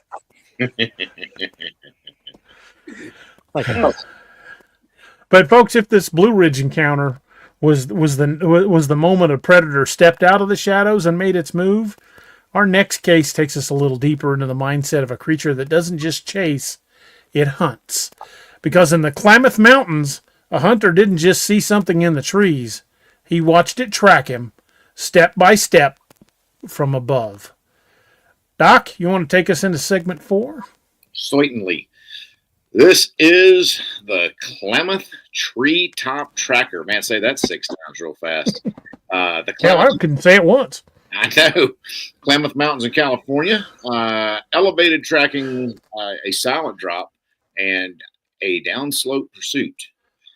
The Klamath Mountains are rugged country, steep ridges, deep ravines, and forests so dense the light feels filtered even at noon. It's a place where the terrain itself feels alive and where every sound echoes strangely, and where hunters often say the woods watch back. Our fourth encounter comes from a seasoned hunter moving along a ridgeline trail just after dawn. The air was cold, the forest still, and the only sound was the crunch of his boots on the frost-hardened ground. And then he heard it. Footsteps. Not behind him, not beside him, above him. Heavy, deliberate bipedal footsteps pacing him from the ridge just upslope. Does that sound familiar? Yes, it do. When he stopped, the footsteps stopped. When he moved, they moved. Always keeping the same distance, always saying just out of sight. He scanned the ridge, expecting to see another hunter, but the forest was empty. And then movement. A dark shape shifted in the branches of a pine tree about 12 to 15 feet off the ground. Not a bird and not a bear. Something crouched, balanced, and watching him move. And he froze. Figure didn't move. Not until he made eye contact, and then it dropped. It didn't fall. It didn't slip. It dropped straight down from the branch to the forest floor without a sound. No branch snapping, no bark tearing, just a silent, controlled descent that shouldn't have been possible for something that size. The hunter backed away, heart pounding, and the creature stepped forward, not charging, not rushing, just shadowing him, matching his pace as he moved down slope, staying just inside the tree line, always visible enough to remind him it was there. He described it as being escorted out of the woods by something that didn't want me there. And when he finally reached the clearing, the creature stopped at the edge of the trees, watched him, and then turned and vanished into the forest without a sound. Now, this is the moment in our escalation where the predator doesn't just reveal itself or test the prey. It controls the encounter. It chooses the distance, it chooses the pace, and it chooses when to appear and when to disappear. And this wasn't a curiosity encounter. This wasn't a warning necessarily. This was territorial enforcement, and the hunter knew it. Yeah. I mean, it's almost like these things are getting closer and closer together. I mean, this one knew that he saw him. Didn't care that he saw him, and I think that's what he wanted. When he stood there, it's so funny. At the very end, he stopped right there at the tree line and watched him go, and then just turned around and said, "All right, well, time to go back to the house." You know. Yeah. You know, today's not such a great day to hunt anyway. Right. So that's kind of like them stories you hear people escorting illegal hunters off their property, walk them to the edge of your property, and then you turn around and go back home. Mm-hmm. Yeah. You know, when he said it like lowered itself and then dropped to the ground without a sound, I've seen videos of chimps do that. They'll hang way off the branch by one arm and then drop to the ground with almost no sound at all. That's wow. Yep. Man. And for something that big to drop without a sound, I had a little different image in my head when he read that. I was thinking of Halloween H2O when Jamie Lee Curtis was walking down the hall and Michael Myers lowers himself down with one arm behind her and drops without a sound. She turns around. Gotcha.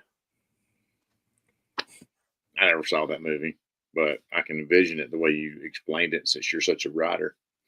Well, I wasn't writing that. I was speaking it, but thank you, Doc. I appreciate it. No, that's pretty impressive for something that big to be that quiet, though. Really is. Yeah. Big time. So, what do y'all think?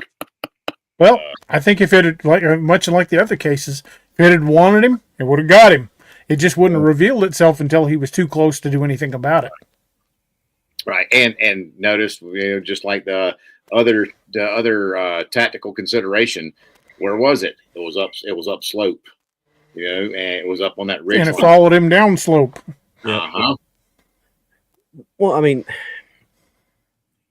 honestly, it's not like anywhere they would encounter us that they wouldn't have a tactical advantage over us. I mean, yes, we have weapons, but if they're in a spot where they can get to us quick enough, our weapons aren't going to be right. If they get too close too quick, what is it, like the 21-foot rule with a knife? Yeah, the reactionary gap. The reactionary gap. They've actually moved that back to, it's not 21 feet anymore. It's like 30 feet. It's 30 feet now. Yeah. I know when we were in the academy and they were telling us about that. Yeah. Everybody that we were using a rubber knife, everybody that said, "Oh, I can beat that," everybody that said that got stabbed. Yep. Oh yeah, we actually did when I was doing a training one time, and for anybody, gun was completely unloaded, checked by the range master, everything was good, and we had a guy that was like, "Okay," so I had him step off way off beside me, and we paced off 25 feet. And I said, "All right, on your go. I'm not going to tell you go, and I'm going to stand here like this. And you take off and run to me." Or somebody else was saying, "Oh, you can get your gun out before that." So had my partner do that. And yeah, I was about right here when he got to me, or past me rather. Wow. Wow. Yeah. It's a legit thing. I mean, that reactionary gap, yeah, they teach you that for a reason. Yeah. Lori Gibbs said, "Can they live in trees?" I don't know if they live in the trees per se, but I'm certainly believe they use them. Both for camouflage, for hiding, for hunting purposes. They're certainly capable of climbing, but as for not whether they live there, I don't know. But I have heard a lot of researchers talking about finding large nests like gorillas use, like woven branches and vines. I found one. I was just about to say, didn't you found one at that old house, didn't you? Yeah, found one in an old house Right. Right. Oh, out in the middle of nowhere. while I'm thinking about it, so considerations too. When Robbie was doing that at the department, that was the reactionary gap between someone with a human stride. Right. Mm-hmm. So double the stride, and you cut that reactionary gap in half. Yeah. In fact, I would when it comes to cryptids, if it came to a life-saving situation, I would say you probably shouldn't let them get within pistol range. If you've got to use your pistol, it's probably already too late. Yeah, yeah. You don't want them to get closer than probably 50 meters. If they're charging you, you're in a lot of trouble. Lone Queen says, could that mid-tarsal break help it land more quietly, not just potentially help it walk quietly? Well, we kind of talked about that Wednesday night. Sure did. Well, no, I wasn't there, but yeah, we've talked about that before too. About how it has a better foot roll. Yeah, right. But Thank you, Lori. As it coming down like this versus how our feet come down is like this. With that mid-tarsal break, when they pick their foot up, I think it comes down like this because of that break, and it just allows it to fan out more. It flows. It flows. It's like I use that example. Have you ever done that, Doc, where you put your hand on the table like that and then hit it, and it doesn't hurt? Same thing. That same principle. It's more like a shock absorber. Yeah, that's a good point. That's a good point. But downslope movement is usually difficult for big animals, yet that thing moved easily. Yeah, and I mean effortlessly, even. Yeah. You know, and that's as it was. Basically, it was saying, all right, now I know you're going to see me, and you're going to see that I'm coming to you. So, what's your reaction going to be? And thankfully, that dude had the right reaction. You know what I mean? And like the missing 411 hunters, I think if he'd have taken the shot, we'd have never heard this story. Bingo! I was just about to say that. Yeah, man. And so, it is. It's funny because this is it didn't yell at him, it didn't growl at him, it didn't throw anything at him. It just showed itself and said, it's time for you to go. So this is what is called the predatory escorting, where they push prey out of their territory. That's pretty interesting. Madison says, why do you think Bigfoot has feet like humans instead of other known species such as gorillas or chimpanzees? I think that the morphology of their foot is more geared toward bipedal motion, but I guarantee you they still have strong enough grips with their toes and with that mid-tarsal break that they're still grabbing branches. So I would say it's not like they have a more human. I think it's just more human-like. I would guarantee you that foot is probably still prehensile. It can still grip.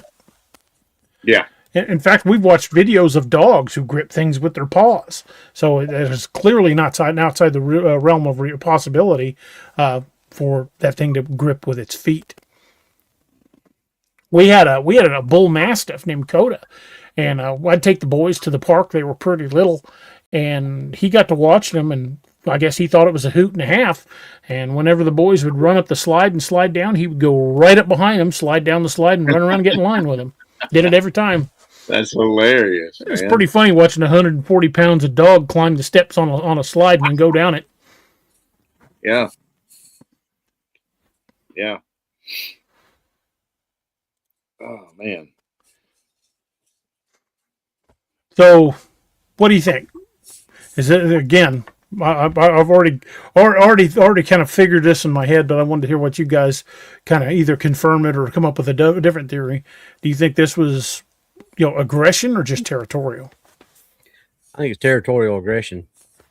Yeah, I think it was territorial, and it just threw a little bit of extra spice on it, just to get the desired result. Well, I think he definitely got the desired result. Yeah. I mean, and I would say if he showed himself or made a vocalization and didn't do anything, so that's what Robbie, what you're saying, right? And that's territorial. But when you show yourself and you say you come at them, bro, then I think that's where there's that aggression there. Yeah, yeah, that makes a lot of sense. And you think about this in our terms, DA. We've been out working traffic all day, and you stop somebody and they just give you a rash of crap because you're the first cop that they have dealt with all day, but they're not the first person that you've dealt with all day. Generally not the first idiot either. Yeah. So how many other people had that particular individual had to be dealing with, and maybe his give a damn had just busted, and he was like, I've had it with these people coming in my backyard. Yeah. That reminds me of one time, Robbie, I was working a traffic accident, and I was directing traffic around it. And we was August. We were sweating our butt off out there, black uniforms and with body armor, sweating like crazy. And clearly you can see the tow truck flipping one of the cars over. And this guy pulls up next to me and rolls his window down. And I feel that air conditioner kind of waft at him. He goes, "What happened?" And I looked over at the truck, the tow truck, and looked back at him and said, "Shark attack." That's good. And boating accident. It never fails. You're out there direct traffic. There's a line of cars a mile long. You're trying to get these traffic moving. Somebody pulls. Hey, how do I get? I don't know. I don't care. Just move. Well, step one is you go away now. Can you tell me how far to? I feel for y'all, brother, because y'all deal with some rocket surgeons for sure. I used to tell people, "Oh, you can't get there from here." Use that one a couple times myself. Oh, mercy. That was funny. How do I get Sosa? No, don't know. I've never heard of it. Yeah, we got this brand new invention. You may not have heard about it, but it's called Google Maps. Maybe you should look into it.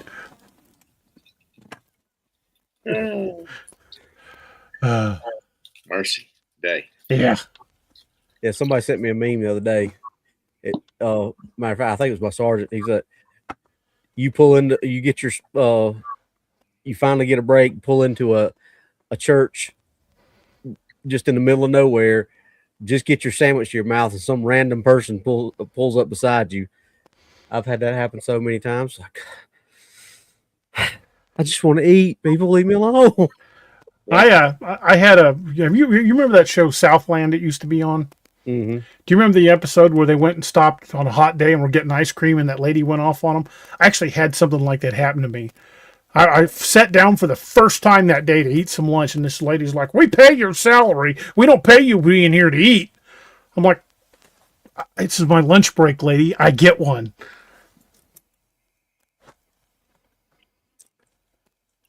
Surefire way to never eat. Yeah. Just go sit down. Right. Or someone will walk up and say, "Hey, I have a question." I'm like, "Okay. Well, this happened like 3 weeks ago. Should I report it?" Too late to report it. Should have reported it right when it happened. And working as a paramedic, the best thing we always is we'll get done with our run and we'll go eat right then before we were up in rotation again. And then sometimes they get back-to-back fire alarms. Oh, yeah. And then we're like sitting there getting toned out to go. Like, dang it. Yeah. Frustration. Yeah, I can tell you a lot of meals were eaten, basic training Army style. Woof, woof, woof, woof. Just Literally. as fast as I could shove it in my mouth, running back to the car. Literally. That's why after that, doing that a few times, I brought my meal. I brought my lunch more than anything. It was just easier keeping a little ice chest. Boys, we probably ought to drag this back on topic. Yeah, a little bit. I was just thinking that. I was like, oh. Sorry, folks. But I'm just trying to get my train of thought back on track. Done derailed that thing. We were talking about the tracking, the perch, and the drop. And then whether aggressive or, like Robbie said, it was it was not tactically aggressive. It was territorially aggressive. Territorially, Right. Yeah, that word territorially. Territorially. All righty then. You know what? How about we just head on into segment 5 then, since we kind of covered this and then derailed ourselves. Do you want me to segue in? Sure. I'll take segment 5. Okay. So if the Klamath encounter was the moment the predator showed that it could control the terrain, our next case is the moment it showed how quickly it could close the distance. Because in Alberta, a logging crew didn't just see something on the ridge. They watched it descend towards them with impossible speed. So, DA, take it away with segment 5. Sounds good. This happened in Alberta, Canada. It's called the Alberta Ridge Walker. The forests of Alberta are vast, cold, and quiet in ways that feel ancient. Towering spruces, long ridge lines, valleys that swallow sound. It's the kind of place where you can walk for hours and never see another human being, and where something else can watch you without you ever seeing it's there. This is our 5th encounter, folks, and it comes from a logging crew working deep in the backcountry. These weren't just hikers. They weren't some random campers. These were men who spent their lives in the woods. Men who knew the difference between a bear, a moose, and something that didn't belong there. It started when one of the crew noticed something moving on the ridgeline above them. A large, upright figure walking parallel to their position. Not crossing the ridge and not wandering around. It was tracking them. At first, they thought it was another worker, but the distance was wrong, the height was wrong, the gait was wrong, and the figure never broke its line. It just kept pace, step for step, always staying just above them and always maintaining the same distance. But as the crew moved through the valley, the figure moved with them. When they slowed, it slowed. When they stopped, it stopped. And when they changed direction, it adjusted its path to stay on the ridge. It wasn't curiosity or coincidence. It was deliberate positioning. So the men started to get pretty uneasy.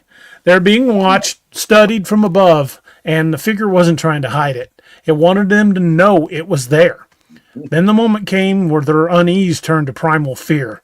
The figure on the ridge stopped. It turned and started coming down the slope toward them. Not cautiously, not hesitantly, but crashing through the brush with incredible speed, covering the ground in long, powerful strides, moving down the incline like gravity didn't apply to it. The crew froze, and the figure closed half the distance in seconds. And then, just as suddenly as it started, it stopped. No sound, no movement, nothing. Just a massive silhouette standing halfway down the slope, staring at him. One of the men later said, it wasn't avoiding us, it was positioning. The creature held its ground for several long seconds, long enough for the crew to understand exactly how quickly it could have reached him if it wanted to. Then it turned, walked back up the slope, and vanished over the top of the ridge. The crew refused to return to the site the next day. And the thing is this is the moment in that when the escalation, when the predator doesn't just stalk you or chase, it intercepted him. It chose the terrain, it chose the angle, and it chose the moment to close the distance. And it chose to stop. Not because it couldn't reach him, because it didn't need to. Uh-huh. It's like, I see you. Now you can see me. Yeah. Now you parallel them up on a ridge line. Yeah. And staying in clear view where they could see it. Staying in clear view and elevated position and never broke pace with them. It adjusted its path to stay along with them. I mean, dude, if that's not a deliberate, hey, I'm right here, then I don't know what is, man. That's as like bold as it gets. Yeah. Yeah. You do it. But Lone Queen, you got a point. So it seems if you put the clear hair shafts, insane speeds, rough terrain, vegetation, and mind-blown state of the viewers, it makes sense why some people think they're teleporting. Yeah, especially if something moves faster than you think it should be able to. well, and think about that. If it's moving that fast and all of a sudden it stops, and that adaptive camouflage is what we think it is, and it just blends in instantaneously once it stops moving, that's probably what it appears like it's doing. Well, like on the Paul Freeman footage, Yeah, you could see it plain as day walking across that clearing when it stopped in front of that tree. It was just gone. Yeah. And it didn't, Scotty didn't beam it up. It didn't cross through a portal. It didn't turn invisible. But when it realized Freeman was still coming, it started walking again. You could see it plain as day. Yeah. And what, and like we've talked about on so many shows, all these animals with adaptive camouflage, just like those rams and, like your deer out in the woods. I've literally had a deer 25 yards in front of me. I didn't see that sucker until it moved. Well, but the thing with the Paul Freeman footage, Doc, is that was filmed on those old handheld cassette, VHS, little micro VHS, those high eights or whatever they call them. VHS We still have one in the closet somewhere. I don't know if it still works, but it was filmed on actual film, not a digital camcorder. Right. Yeah. So it picks up that kind of stuff. That's right. Yeah. I ought to get that thing out and see if it still works, because it had low light and thermal on it. Not thermal, but had IR on it. Infrared, yeah. Absolutely should. And that thing still works. That might be a good, if you can still find cassettes for it, because it took them little ones. If it's the VHSCs, I don't know, man. They may still have that. Interesting. Let me see if I can dig that thing out. If it still works, it might be a great little tool to take with us. Be a good one to take, absolutely. All right. Jeff Yarrington says sometimes deer will just disappear in front of you. Yep, seen it happen. Yep.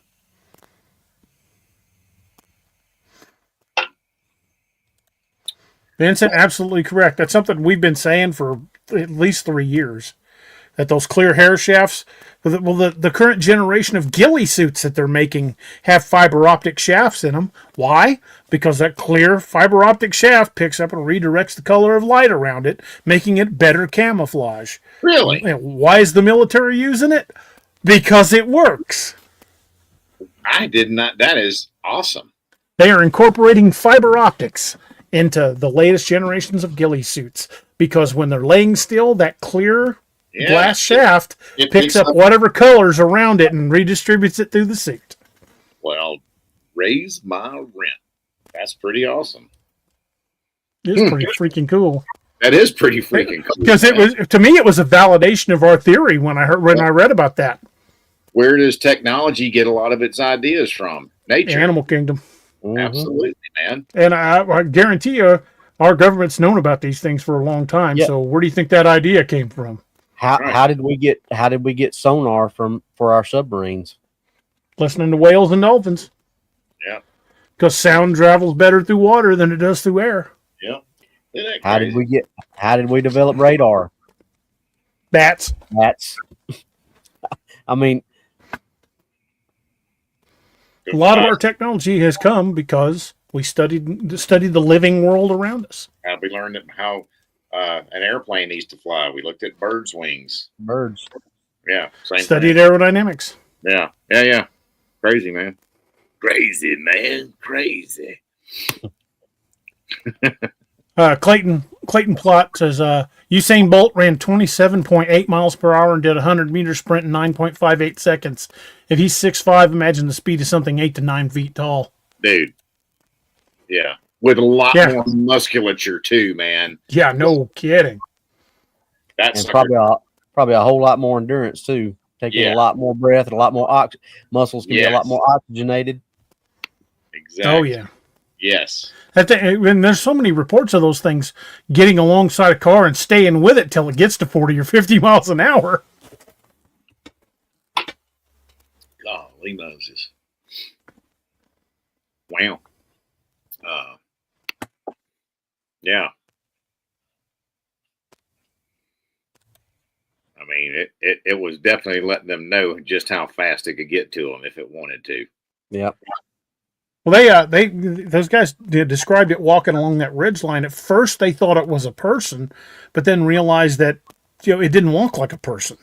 It was taking long strides, moving upright. It was effortless, not the arm swinging no arm swinging irregularities or balance issues. It was moving fluidly, and I don't know about you, but I've walked over a lot of broken terrain, and I don't look like I'm graceful in any way, shape, or form walking over broken terrain. Nah. Me neither. And it coming down the side of that bluff in seconds and then just stopping. That is pure intimidation. Like if I had chosen to continue, I would already be ripping you guys apart. That's like him coming up to him, Robbie, and going, or as we say down south, he done bowed up to him. That, my friends, would be, now that's an attention grabber. Exactly. That's like bucking somebody's shoulder as you're walking by them. 100%. I mean, that's as alpha territorial as it gets right there. It's like you are in my house, and it's time for you to go. Come at me, bro. Come at that was straight up challenge and intimidation. It's like, look how fast I could have gotten to you. Yeah. You're still here because I let it happen. Yeah. And if I wanted to take this next little bit of distance, I could get to you before you'd even have a chance to turn and run. Estelle, thank you so much. Really appreciate that. Thank Happy you. Valentine's Day to all of those of you who partake. Say happy Valentine's Day to my bride, who's in the other room probably ignoring me. We met actually 2 days after Valentine's Day in 1992. We went on the 16th, so we celebrate our Valentine's Day on the 16th. And speaking of that, she wanted me to make sure I let everybody know there won't be a Monday Mayhem because she's asked me to, since we're now officially been together as of the 16th upon Monday, 33 years ago we met. Wow. And so it's our meeting anniversary. So it won't be a Monday Mayhem because I'm taking her out for the night. Congratulations. Booked us a hotel and everything. Nice. Congratulations, dude. That's awesome. Yeah, we're going to have some fun. I might have myself an adult beverage or two. As you should. Oh. Mondoc says St. John Moses Browning's Valentine's Day is 1911. Yeah, might be one of those. Right here on the desk. Before we go into the last segment, you want to mention about the meet and greet, so give people. Yeah, we're going to have to stop for a break in about 5 minutes. So why don't we go ahead and talk a little bit about the meet and greet? All right. This is, any of you guys who are interested, this is not this is not our event. Woodwalkers is having a meet and greet in LBL this year. They have one every year.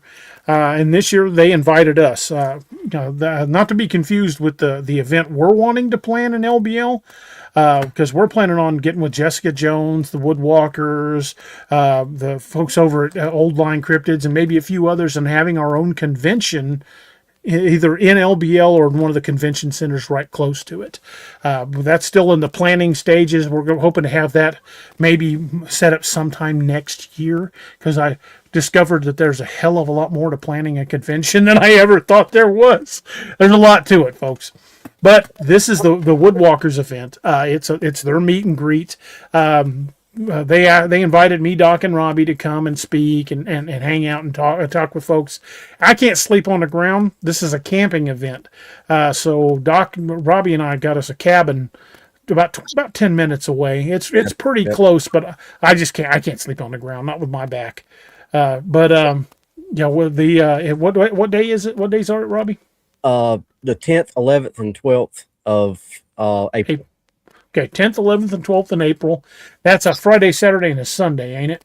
Yep. Okay, so if you guys are interested in going, come hang out and have some barbecue or grill burgers over the fire or something. If you guys want to come and hang out and meet everybody, the folks from the Woodwalkers are going to be there. There's going to be a bunch of folks there. I think Jeff's they even gonna try to be there too. So yeah, I think Jeff's going to try to be there. Jessica. I think they even invited Cam Buckner. I don't know if he's coming or not, but he was at the last. Yeah, last one that I went. And Miss Naomi will probably be there. There'll be a bunch of folks that'll be there, talking about podcasts and telling Bigfoot stories and all kinds of things. So if you guys are interested, you need to go over to the Woodwalkers page on Facebook or email Spencer, Greg, or Misty. Just reach out to them personally because they need to know exactly how many people are coming because they're only booking enough campsites to cover.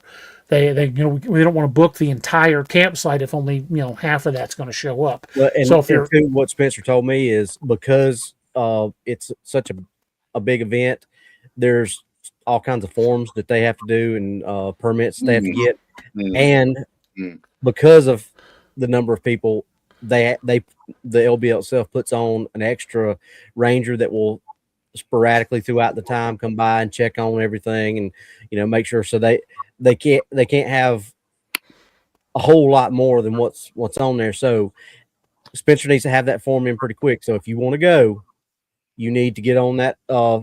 What DA was starting to say, if you go to their Facebook page, they have an events tab. Go to that events tab and you fill out that paperwork. Or like he said, if you got one of their emails and want to email them directly, you can do it that way. Just a guy, it's going to be an LBL, Land Between the Lakes. So it's Colson's Holler. That's the name of the campground. Yep. It should be a lot of fun. They invited us last year, but I couldn't do it.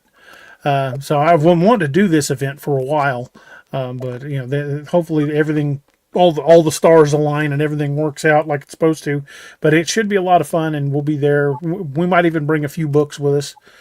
For those of you who might be interested in one, get somebody that's a brand new author to sign a book or two. But we'll be there, and we're gonna hopefully be able to hang out and have a good old time, and maybe share some stories, share some fire space, and maybe share an adult beverage or two. And I think it's going to be a good time. So check it out. It's the Woodwalkers Meet and Greet. And again, you got, like Robbie was saying, go over to their Facebook page and fill out the paperwork on their event tab. Or you can reach out to Spencer, Greg, or Misty directly. But yeah, I think it's going to be a cool event. Apparently it's been hugely successful in the last few years. I just really sorry I couldn't go before. I'm really looking forward to it. Yes. Yep. It's gonna be a good time. Clayton Plotz 2280 says, are you all taking this out on a hunt? Well, there might be some of that going on. We might see what I can put some groups together and go over and look for the original kill site and places like that. Doc and Robbie and I are going to get there a little early so we can scout out some locations. But there might be some of that. There might be some folks going out, checking things out. So who wants to go? Don't rule it out. Who wants to go on a ride with me? Wear your seatbelt. Buckle up, Buttercup. Bring a helmet. Hold on, Sweet Pickles. Here we go. Yeah, it's going to be like the short round on Indiana Jones and the Temple of Doom. Hold on, lady. We're going for a ride. Oh, yeah. When he yelled at Kate Capshaw. You call him Dr. Davis, doll. Oh, Lord. Stroke Race 2.0. I think it's beyond 2.0. He's done it a few times. In that one night. Yeah, in that one night. He did it down at Blunk Road, did it over at Joe Ball, did it in Moon Valley. I mean, you set a land speed record between Moon Valley and Bennett Springs. I was incentivized. Yeah, and after dark, Doc wouldn't even look at the dollhouse place. Nope. Yeah, I'm like pointing it out. I'm like, hey, slow down. I'll show it to you. And Doc just like white knuckling the steering wheel, won't even turn his head. Nope. Just keep right on driving. No, thank you, sir. I'm good. Well, folks, we gotta take a quick pause for a commercial break. I was losing track of time there. We will be right back here in just a minute, so stick with us.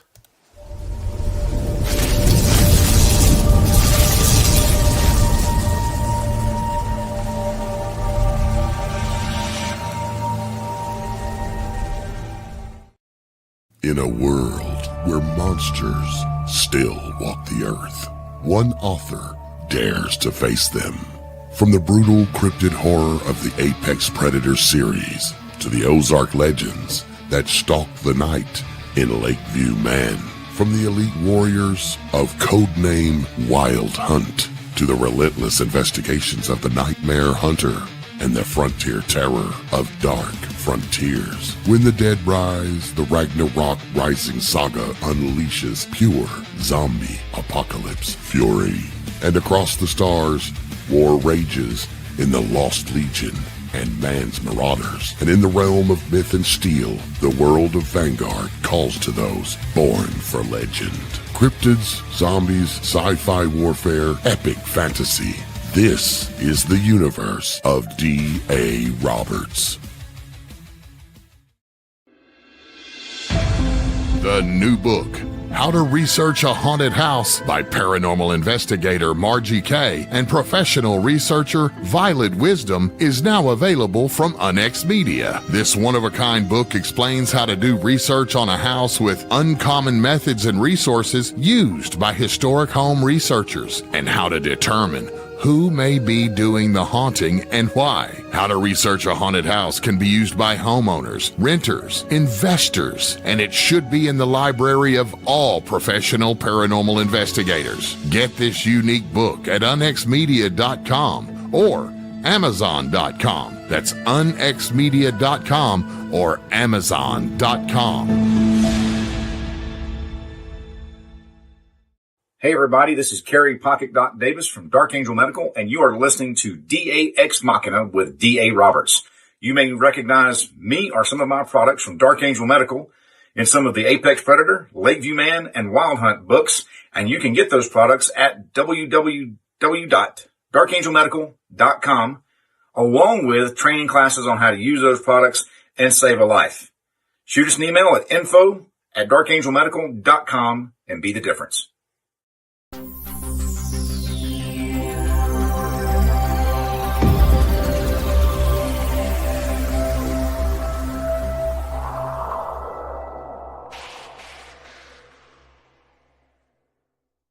And we are back, folks. Boys, do you mind covering for me for just a minute? I had to run all the commercials, so I couldn't hit it go to the bathroom during the break. So I got to go now. I'll be right back. Sure thing. Yes. Hey, Robbie. Hey, Doc. But so we can talk some more about the meet and greet while we're waiting on DA. So yeah. So and the answer to the hunt questions, like DA said, you know, I know the last time I was there that Spencer and them took some people out into different spots. So I'm sure there'll be more of that going on. That'd be more of a question for Spencer. What's up, Eric? Hey, Eric. So that would be and matter of fact, I talked to Spencer on the phone just before we started tonight, and he's working his fingers to the bone trying to get everything. I'm sure Misty and Greg are too, trying to get everything ready because, you know, there's a lot of red tape that they got to go through to get this thing going on. Yeah. Which, you know, that kind of it kind of scares me thinking about all the stuff we're going to have to do to plan ours, Doc. I know, man. That's going to be a lot of logistic work. Yep. But maybe we'll learn some stuff on this one that'll help us out. Yeah. I'm hoping anyway. I think so. Yeah. I think so. Yeah. So, like I said, if y'all want to come hang out, get on over to the Woodwalkers Facebook page and get that filled out, or give one of them an email, and so we can hang out. Yeah, that'd be fun. Welcome back, DA. You look like you feel a lot better. I do. It was a Forrest Gump moment. I gotta pay. I believe he said he had to go to the bathroom. He might give him about 15 Dr. Peppers. Actually, it was 2 green teas and a big cup of coffee. Oof, that'll do it. That'll do it every time. Now, let us jump into this one.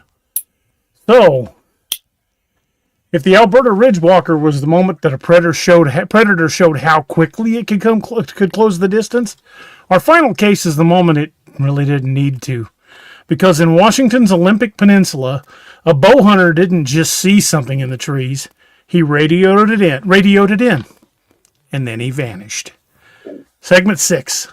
Doc, you want to take this one and lay this out? I think this one's mine. Doc, Oh, is it? Well, go for it.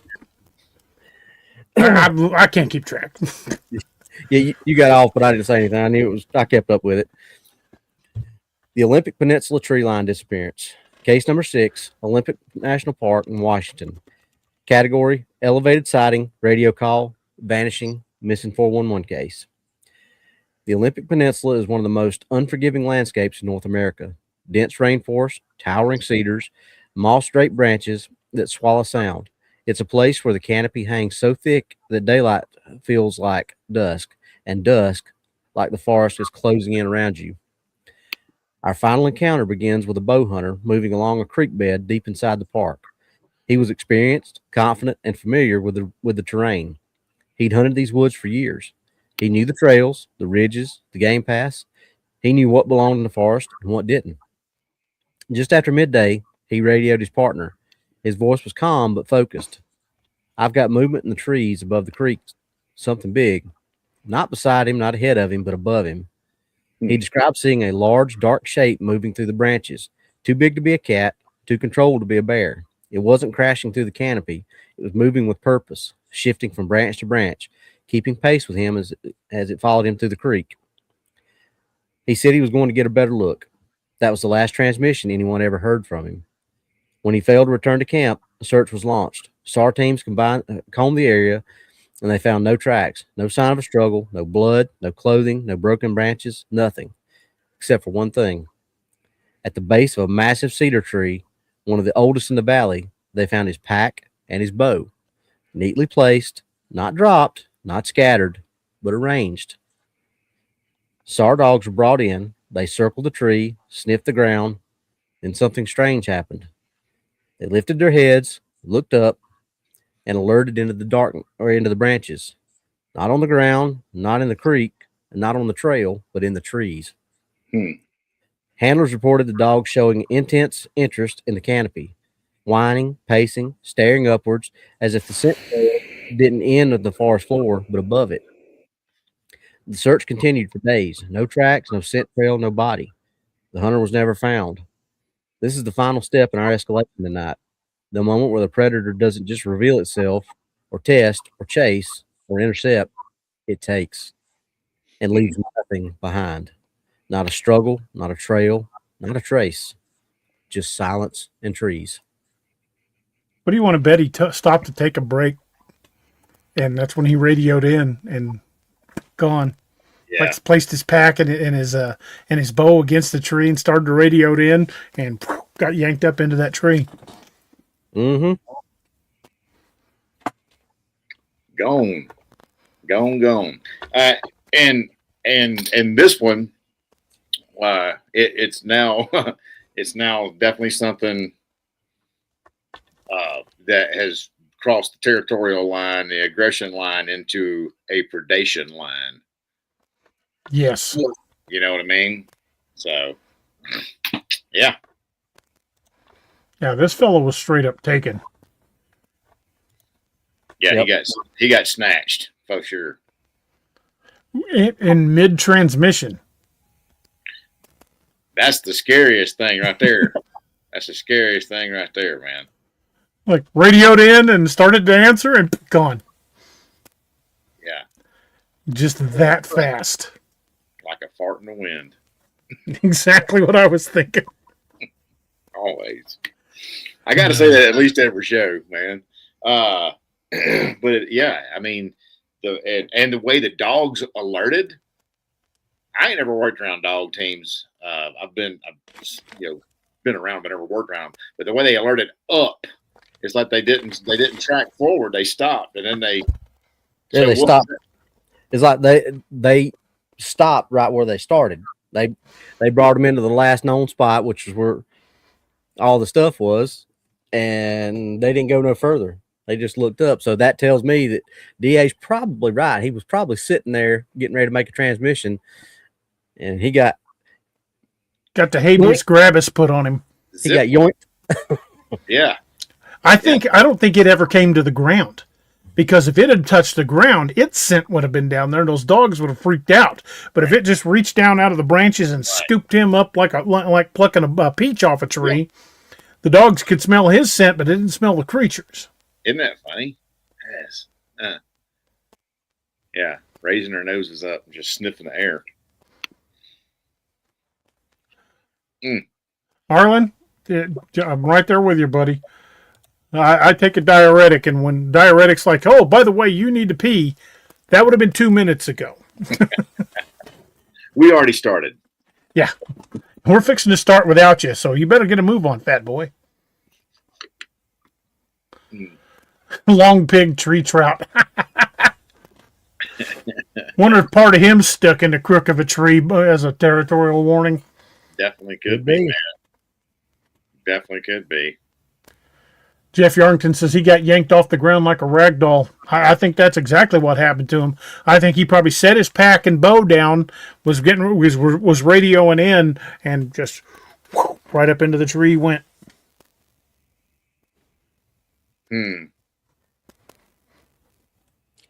Yep. Yoink. Yeah. Yeah, so he was doing something when he got zipped, and he was in mid-transmission. Victor says, as a retired forest ranger, never spoke to my coworkers of my rock-throwing howling encounter. I bet not. And yeah, I've talked to a few, like Missouri Department of Conservation workers, who'd say, well, yeah, I've had lots of weird crap happen, but I'm not going on record. One guy told me he wasn't even going to talk about. Well, he told me the story, but then when I contacted him here recently, I'm like, "Hey, you want to come on the show and talk about it now that you're retired?" He's like, he says, "I better not if I want to keep my pension." Dang.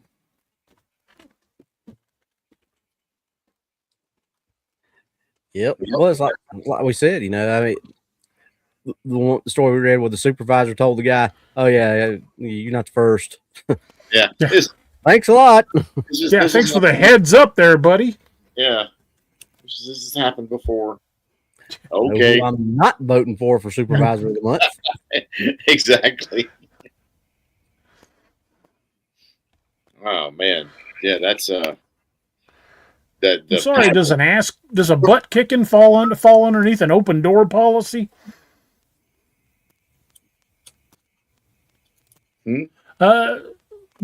Jeff Harrington says, I got a video Brian Barber sent me of a deer on a game cam getting yanked off camera. I can't remember where he found it. Wow. I'd like to see that. We need to get Brian back on the show anyway. I think we've seen that before, DA. I think we have. I think it's been a while. Yeah. Did we? Yeah, I'm pretty sure we did. And I want to say it was sometime maybe last year that we saw the video. Maybe towards the first of the year. But I remember something about a deer getting exited stage left even. At the big resounding yoink. Yep. Yoink. You'd see the shepherd's crook come out onto the camera and Heaven's the Megatroid. Oh, that's funny. Oh. Clayton says there was enough trees in the 1600s in the U.S. for a squirrel to travel from the North Carolina shore all the way to the Mississippi River without touching the ground. I don't doubt it. I would love to have seen it like that. Yeah, man. That'd been cool. Just a guy says, did he decline anonymous telling? No, we've talked about the story on the show. If you guys would like me to tell you the story again on the show again, it's happened right here in Missouri, just a couple hours drive from here. But I'll be happy to do that on the show again. And again, this was a story I got firsthand. So, but apparently now that he's retired, he still doesn't want to go on the record. So, I don't blame him.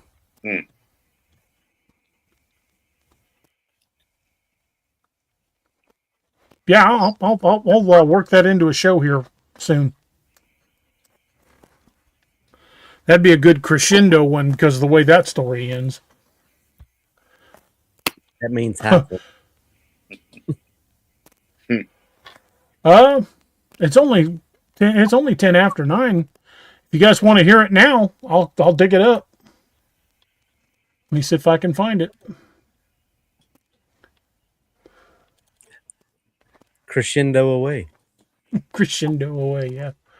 Let me see. Well, all right then. Let me downsize that. Okay. This story was told to me firsthand. I actually took this story encounter from the guy. He at the time he was still with the MDC, but now he's retired.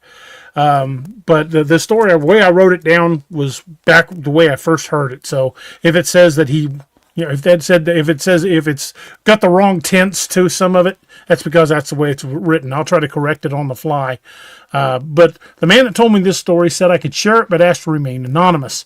For the story, we'll just call him Tim. That's not his real name. Tim worked for the Conservation Department along the Missouri-Arkansas border and did so for many years, down in an area near Koshkonong, which covers part of the Mark Twain National Forest. At the time I wrote this, he was still employed with him, but now he's retired. But he asked not to reveal his name for fear of reprisals or losing his pension. This is his story in his own words. He said, I've been a state employee for the last 20 years, 15 of that as an agent, investigating and prosecuting poachers on state land. During my time, people joked about Bigfoot, and we even used to scare campers and newly graduated agents with scary campfire stories of giant hairy monsters in the Mark Twain. But honestly, I'd never seen anything and didn't really believe it was out there. That all changed one day in late August, and this would have been August, I think, if I remember correctly, of 2018. So I was investigating allegations of long-term poaching by a man we'll just call Tom. I've known Tom for a long time, having been a game warden in the area where he lived for many years. He'd spoken to me many times when checking in legally taken deer. However, we knew he was harvesting deer out of season, but we just couldn't prove it. I'd been trying to catch him at home so we could search his freezer for illegally obtained venison, but I could never find him there. Finally, I managed to catch his wife at home and confronted her about the poaching. She immediately broke down crying and admitted that they'd been keeping themselves fed by illegally harvesting deer and other wildlife, which I believe now is legal in Missouri, is like if you're doing it to survive. But it wasn't at the time. But anyway, he says, I knew the family was impoverished and I didn't want to ruin them more financially, but I still had a job to do. That's when she told me something that caught my attention. She told me where he'd been hunting recently, and he hadn't returned home in several days. She was worried something had happened to him and asked if I could find him and bring him home. She gave me the exact location, and I agreed to try to find him. It was early enough in the day that I knew I could get to the location with plenty of light left to search for Tom. I left and called the office, letting them know where I was going and what I was planning to do. They asked if I needed another agent to back me up, but I declined. In retrospect, I wish I hadn't done that, but I wasn't expecting trouble. It took me just over an hour to get to the location south of Koshkonong, Missouri. It was close to the Arkansas state line, but well within Missouri, so I had no concerns about jurisdiction. However, if he fled into Arkansas, all I had to do was wait for him to return to his vehicle or contact Arkansas authorities to pick him up when he left the woods. Tom wasn't violent, so I wasn't expecting a fight from him. I figured he'd just give up as soon as I confronted him. He's pushing 70 years old and he had a bad leg, so it wasn't like he was exactly a flight risk or a physical threat. I arrived in the area and found the old logging road he'd used to get back into the woods. It was right where his wife said it would be. The road was rutted and overgrown, but not impassable. I had a good four-wheel drive and had been into much worse. A mile or so into the woods, I spotted his red Ford four-wheel drive. It was an old truck, and I recognized it instantly because the right front quarter panel didn't match the rest of the truck. It was green and made the truck pretty easy to identify. I pulled up beside his truck and exited my vehicle. The truck wasn't locked, and a small campsite was just in front of it. The tent was unzipped, but no one was inside. The sleeping bag was still unrolled, and a backpack sat undisturbed next to it. There was a fire pit, but the coals were long cold.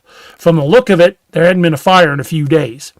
I started to get a bad feeling that something had happened to Tom. I was concerned that he might have fallen or had a heart attack out here without anyone to help him. So I began to searching the campsite for tracks, hoping to get some idea of where he might be.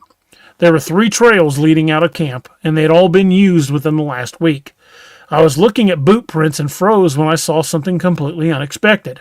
I saw a track that had to be every bit of 18 inches long, completely covering one of the boot prints. The odd part was, it looked like a giant bare footprint. I figured somebody had to be messing with me.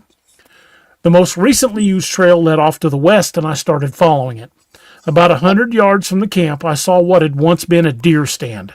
It was a metal climbing stand, and it had been attached to a large walnut tree. It had been ripped off the tree and twisted up like a pretzel, then smashed against the trunk. A few feet away was a lever-action Marlin 30-30 that had been bent in half. The lever was still extended, and the chamber was empty. Whatever had happened here, Tom hadn't gone down without a fight.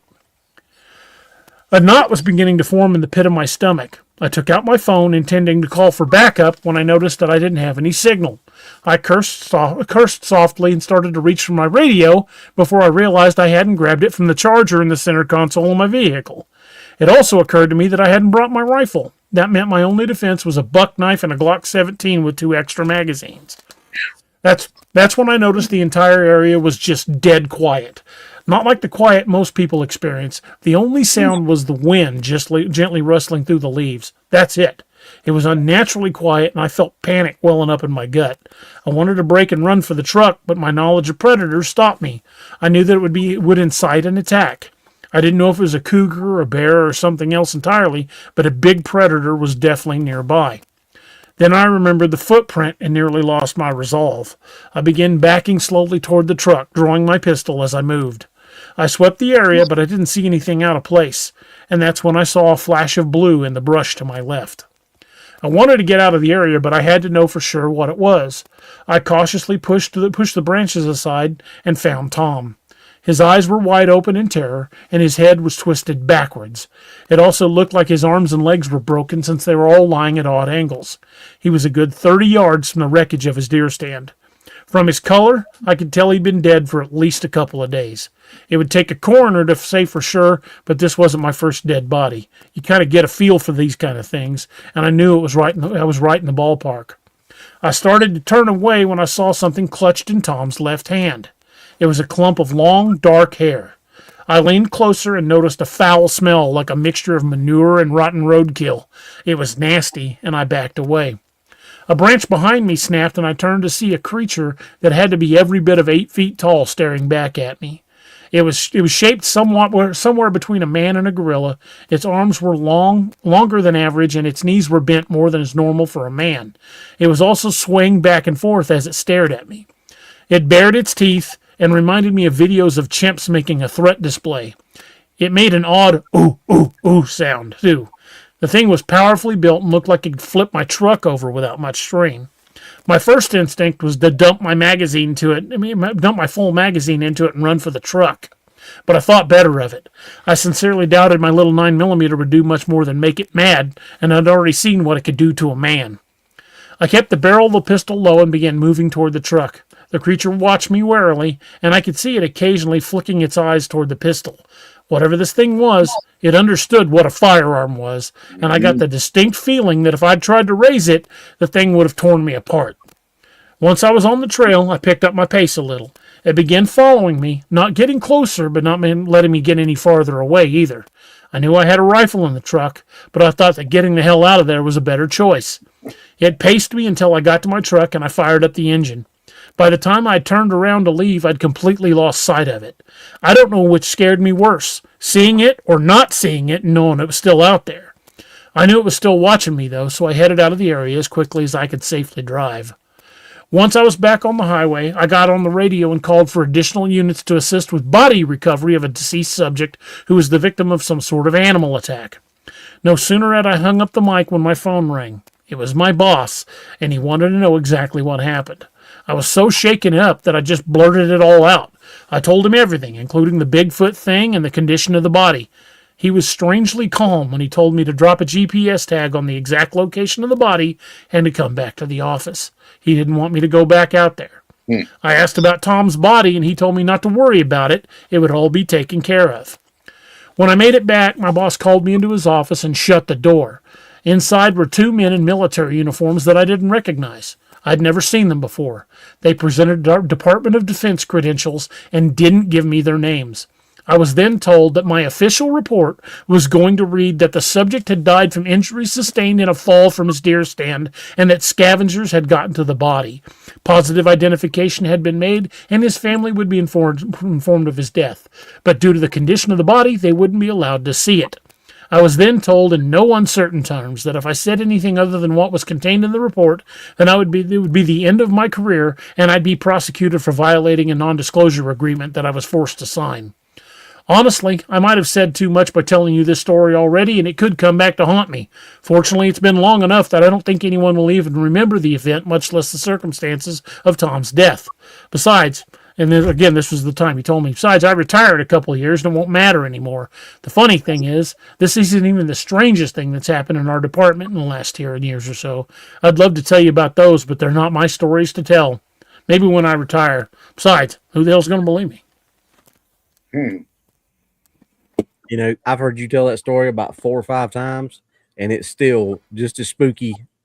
Isn't it? I know where it's going. I know what's happening. I know what's going to be said, and it's just like, Well, I can tell you, when he was telling me that story, because I was taking notes, there were times that he would stop, take a deep breath, let it out slow, look at his hands, and then go back to telling me the story. He was still shook. He was living it, man. Like Fred. Yeah. Like Fred. I mean, that's like, that's as close as you're going to come to knowing you're about to die, and then Right. you don't. Yeah. Brian, every branch of the military has their own department credentials. Like if you're in the Army, it says U.S. Army. Air Force, it says Air Force, Marines, same thing. DOD credentials come from the Department of Defense, now called the Department of War. But DOD credentials, they're above that. They can drop orders on anybody in any chain of command. They are coming straight from the SecDef. Well, I guess it's Sec War now. Yep. That means way above the pay grade.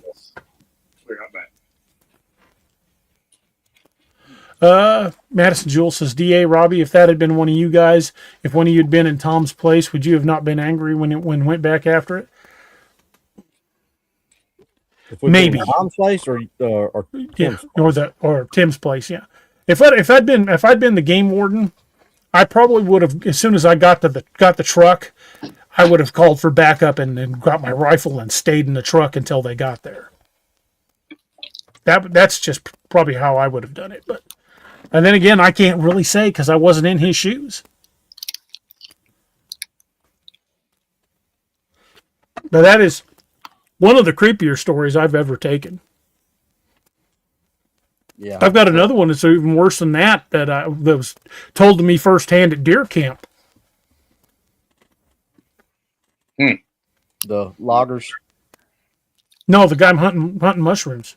Oh yeah, that one. Okay, It was a buddy of mine's dad. But the loggers were pretty. Yeah, the logger story's pretty good too. Wyatt says, "Tell it." Well, you guys want me to do that one too? Like Wyatt's not heard it 100 times before too. It's a good story though. Okay, now I want to preface this story with I knew this guy my whole life. I'm not going to say his name. His son and I grew up together. We went to school together. We deer hunted together. This was told to me at deer camp, and it supposedly happened in early May of '86. I heard the story in '87, about a year after it happened. I was told this story at deer camp several years ago, and it supposedly happened in May of '86. I know the man in the story, and he's not one to spin tales or make up stories. He had a nasty scar over his left eye, and I always wondered how he got it. I'd been asking him for a while, and he'd always answer with, "It's a long story." Well, we were sitting around the fire and been passing a jar of my cousin's good moonshine back and forth, and he suddenly got deadly serious and looked at me and said, "Do you really want to know how I got this?" He asked me, reaching up, touching the scar with his finger. I said, yeah, I want to hear. I'd love to hear the story. My friend passed away around the time that my youngest son was born, and I've never asked his permission to use his name, so out of respect, I won't reveal it here. For the sake of story, we'll just call him Keith, and it's not his name, but we'll call him Keith.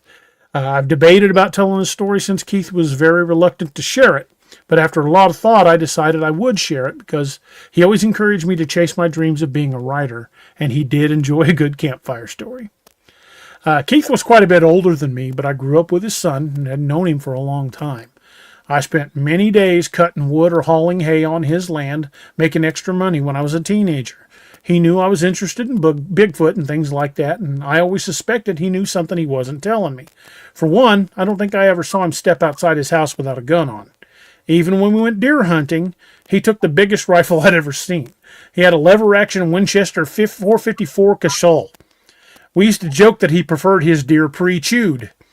We also joked that we were hunting deer and not Cape buffalo. He'd just shrug and say, boys, there are things out here bigger than deer. It might do you some good to remember that.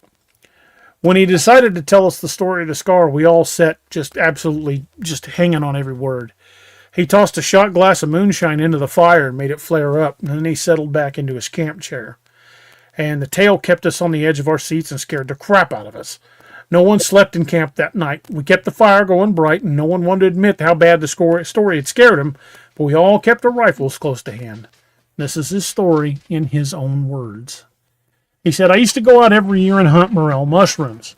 I'm sure a lot of you guys have done that same thing. They're ready in the spring. They're great. Says, I love them and always managed to bring home a lot. I knew a good spot on state land that bordered against my property, and not many people made it that far into the backwoods. If you were patient, you could bring a good crop of them before the season ended. Back then, I had a hunting partner. I'm sure you boys remember Molly, my blue heeler shepherd mix. She's the best hunting partner I ever had. We all nodded. I'd always wondered what happened to that dog. All he would ever say was she got lost out in the woods while hunting and never made it home. I had the feeling we were about to learn the truth. He said, Molly and I went everywhere together. Well, except deer hunting. She couldn't sit still enough to keep quiet. She always had to be up investigating everything around us. That made her great for rabbit and squirrel hunting, but not so good for deer. If I went camping, fishing, riding my four-wheeler or whatever, she was right there with me. I was always happy to have her along when we went out looking for mushrooms because she figured out pretty fast what I was looking for and would point me in the right direction. She'd range out around me, and sometimes I'd lose sight of her for a few minutes before she'd come back, bounding back with a rock or a stick in her mouth. That dog loved exploring. We took the four-wheeler back as far as we could go, then slipped through the fence onto state land. It wasn't more than 100 yards into the woods before we started seeing quite a few mushrooms. I had a canvas tote sack hooked over my shoulder with a strap. Carefully, I started collecting mushrooms and tucking them into my bag. Molly was lying right at my feet with her ears up. That struck me as odd because she was usually off exploring. That's when I realized she hadn't left my side since we left the four-wheeler. I stood up and looked around and didn't see anything out of place, but the woods were really quiet. But I kind of put it out of my head. I'd been coming to these woods for years, and I hadn't seen so much as a cougar track. I couldn't imagine a big predator being in the area, so I just dismissed it as an animal's being quiet because of me. Boys, I should have left right then and there. But I was just getting started, and I wanted a big bunch of mushrooms to take home. After a few minutes of looking around, I went back to picking mushrooms. Molly stayed right with me and stayed on alert. She was noticing something that I wasn't. A couple of times, she let out a soft whine or a short growl. Again, I should have listened to that warning and headed for the house, but I kept stuffing mushrooms into the sack. We had moved deeper into the woods, about 200 yards or so from where the four-wheeler was parked. I kept a good mental map of where I was just in case we needed to get out of there in a hurry. The woods were still strangely quiet, and I was starting to get a bit nervous. Molly stayed still right by my side, never moving more than a foot or two away. Finally, all of this started to get to me, and I decided to finish picking the cluster that I'd just found, then get out of there. Maybe I'd come back in a day or two and see if things had changed. I was picking the last of the mushrooms when a rock hit me in the side of the head, and he tapped that scar. He said when a rock hit me on the side. He said it thumped my ribs hard enough to hurt, and then I saw and I saw where it fell to the ground. It was a smooth river rock about the size of a silver dollar. There weren't any creeks in the river, there weren't any creeks or rivers around here, at least not within half a mile or so. I stood up and looked in the direction where the rock had come, but didn't see anything or anyone. Molly bristled up and began growling. I glanced down at her when another rock streaked in and hit me just above my eye. That's when he touched his head. It hit me just above my left eye with enough force that I might have lost consciousness for a minute or two. The next thing I knew, I was looking up from the ground and I could only see through one eye. I gingerly touched my left eye and found it was completely covered with blood. The vision in my right eye was blurry and my head was swimming. I could see Molly was right beside me with her hackles up, and she was growling and barking at something out of my view. The sound of her barking seemed to be coming from a long way off. She was doing her best to protect me and keep something away. Then something dark and covered in hair stepped into view and grabbed Molly by the neck. There was a whine, followed by a crack, and I knew it had just snapped her neck. I couldn't make out the thing's face since my vision was still blurry, but it looked almost like a man, just bigger. I know it's tough to make a good estimate of something's height while you're laying on the ground, but I guessed because Molly looked like a kid's stuffed animal in its hands. Whenever she got in my lap and my recliner, she took up my entire lap. She weighed about 80 pounds, and that thing made her look like a toy. It had to be over 8 feet tall and was massively built, maybe 1,000 pounds. While it tucked Molly under its arms, I felt another hand grab my ankle and start dragging me. The one that had grabbed Molly picked up my bag of mushrooms from where I dropped it when it fell. That meant there were at least 2 of the damn things. It was dragging me without any effort, and I figured that it wasn't planning to take me back to my four-wheeler. We were heading in the wrong direction. I suddenly had the feeling that these things were planning on eating me and Molly. That thought really pissed me off. Through the pain and the fuzzy feeling in my head, I suddenly remembered I was carrying my old 1911 on my hip. I fumbled around and my fingers closed on the handle. I cocked it as I drew it, dropped to safety, and fired twice at the thing that was dragging me. I don't know if I hit it or not, but it let go of me and screamed this god-awful shriek before racing off into the woods. I turned the pistol toward the one that had Molly and fired 3 times. This time I know I hit it at least once because I saw the blood fly from its shoulder. It screamed like the first one and raced off into the trees into a different direction, but it didn't drop Molly or the mushrooms. I got shakily to my feet and looked around, keeping my pistol ready to shoot if I saw another one of those things. In the woods around me, I could hear what sounded like a bunch of monkeys raising a ruckus. It sounded like a bunch of them, but they never came out where I could see them. My head was clearing a bit, and I only knew I had only had a couple bullets left in my pistol before I'd have to change the magazine. Only brought 1 more, and they only held 7 rounds. If those things came at me in a rush, I planned on going down shooting, but it wasn't going to be a long fight. As much as I wanted to go get Molly to give her a proper burial, I knew she'd given her life to protect me. I had to get out of there, or she died for nothing. I headed back toward the four-wheeler, and those things kept pace with me.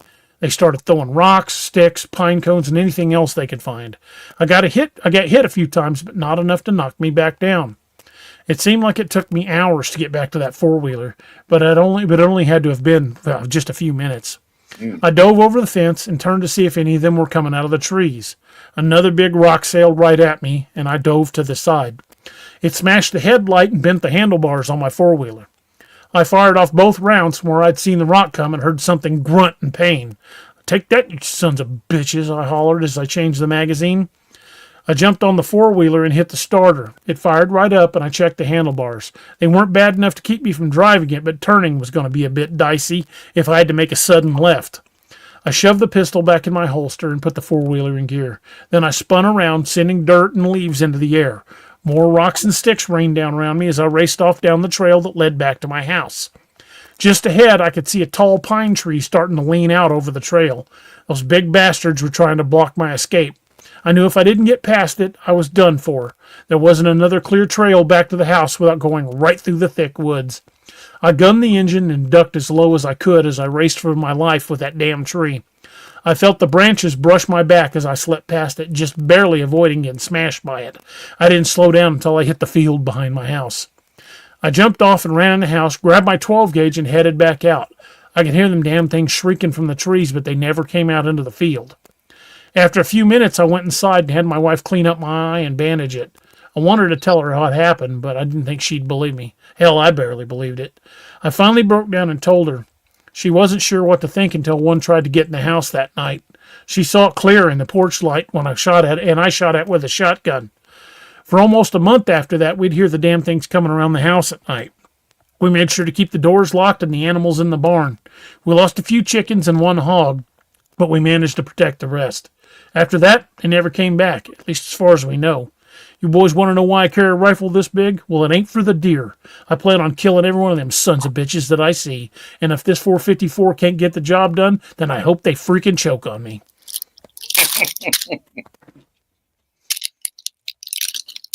That's a good one. I knew the old boy that happened to. Knew him well. You know, after that, he never went out looking for morels again. Do you blame him? Nope, not in the slightest. I think that cured me of my desire to go foraging. For sure, for certain. Oh, goodness. He said he'd been getting mushrooms in that area for years. And just happened to be there at the wrong place at the wrong time. Yeah, Vincent says more mushrooms from the store after that. You betcha.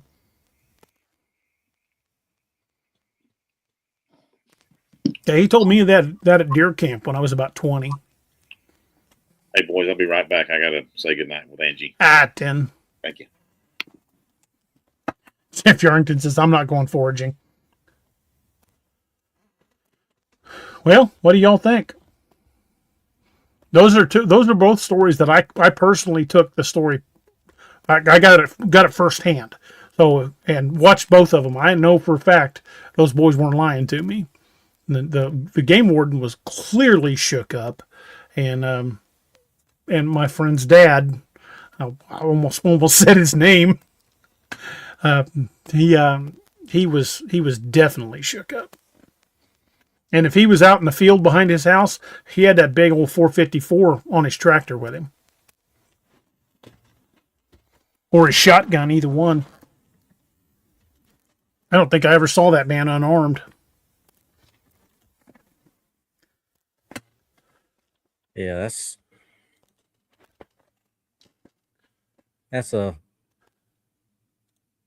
probably one of the more visceral stories that we've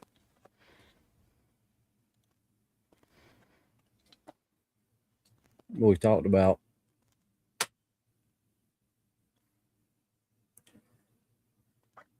Ooh. Yeah, those are some very hair-raising stories.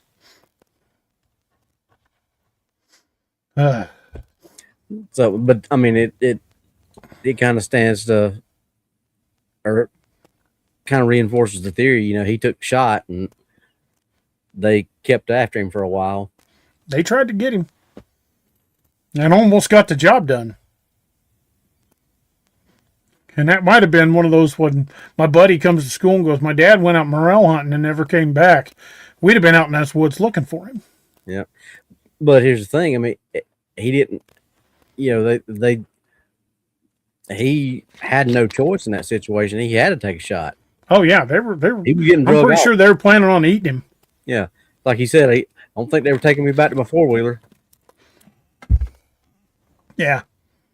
And they'd already killed his dogs. I mean, you know, he didn't have a choice. Yeah. I in that situation, I'd have shot too. I'm not going to get dragged off.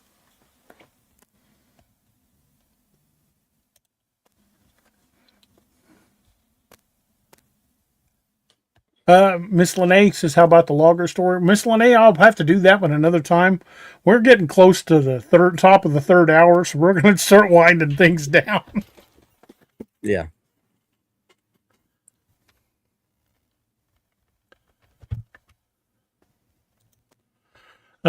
Cryptic Crystal says, eventually got pissed off about my sighting. It takes something intangible from you that you never get back. What do you do about it? Nothing can be done. Absolutely correct. Yeah, once you've actually laid eyes on something like that. Yeah. It's all great to be, you know, to have an academic understanding of it and say, yeah, I believe in Bigfoot, but when it steps out of the trees, it's not academic anymore. Yeah, it's we've said it before. Once that switch gets flipped, it can't get flipped back the other way. Right.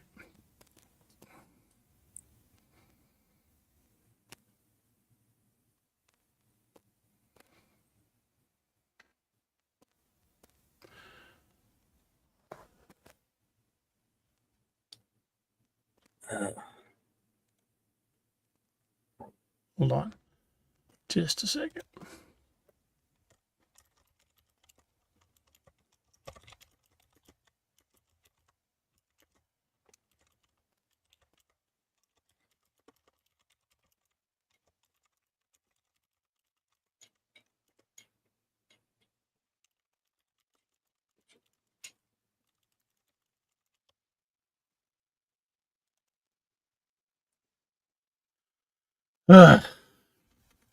Well, as we start winding it down, the forest has always had its secrets. Tonight we actually had 8 stories, not just 6, but we walked through 6 places where the trees weren't just scenery; they were hunting grounds. We heard the screams from the canopy. We felt the growls roll through the branches. We watched something move above the trail, not hiding, not fleeing, but choosing its moment. We followed the pacing steps from the ridge line. We saw the drop downs, the silent descents, the impossible speed. We watched a predator test its distance, test its prey, test its territory. And in the end, we saw what happens when it decides the test is over. Because something in these forests isn't stalking from the shadows on the ground. It's stalking from the trees. And from the places we never look, from the angles we never expect, and from the heights where predators shouldn't be. Something that moves with purpose, something that chooses its targets, and something that knows the woods better than we ever will. And if the forest ever goes dead quiet around you, if the birds stop and the wind dies down, if the branches above you shift without a breeze, remember this: predators don't always hunt from below. Sometimes they're already above you, waiting for you to notice, or waiting for you to not notice. This is episode 404, Predator in the Pines, folks. And out there in the deep timber, the trees are never as empty as they look. Dun dun dun. Dun, dun, dun. So, how about we take a quick moment and talk about the good folks who are our affiliates and keep the lights on here. Doc, since you're here, you want to tell us a little bit about Dark Angel Medical? Absolutely. Yeah. So those of you who know about Dark Angel Medical, I hope you visited the site and checked it out. Those of you who don't know, I own Dark Angel Medical, and it's at www.darkangelmedical.com. And if you whatever kind of trauma kit you're looking for, we're trying to keep all that stuff in stock, and we have anything from small kits to big kits and all the in between kits. More than anything, we offer training on how to use it. So we offer training classes all over the United States. There's on our training schedule calendar right now on the website.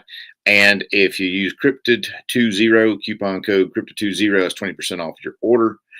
And if you order something, and we're HSA, FSA eligible, and if you ever use whatever something in the kit to save someone's life, let us know.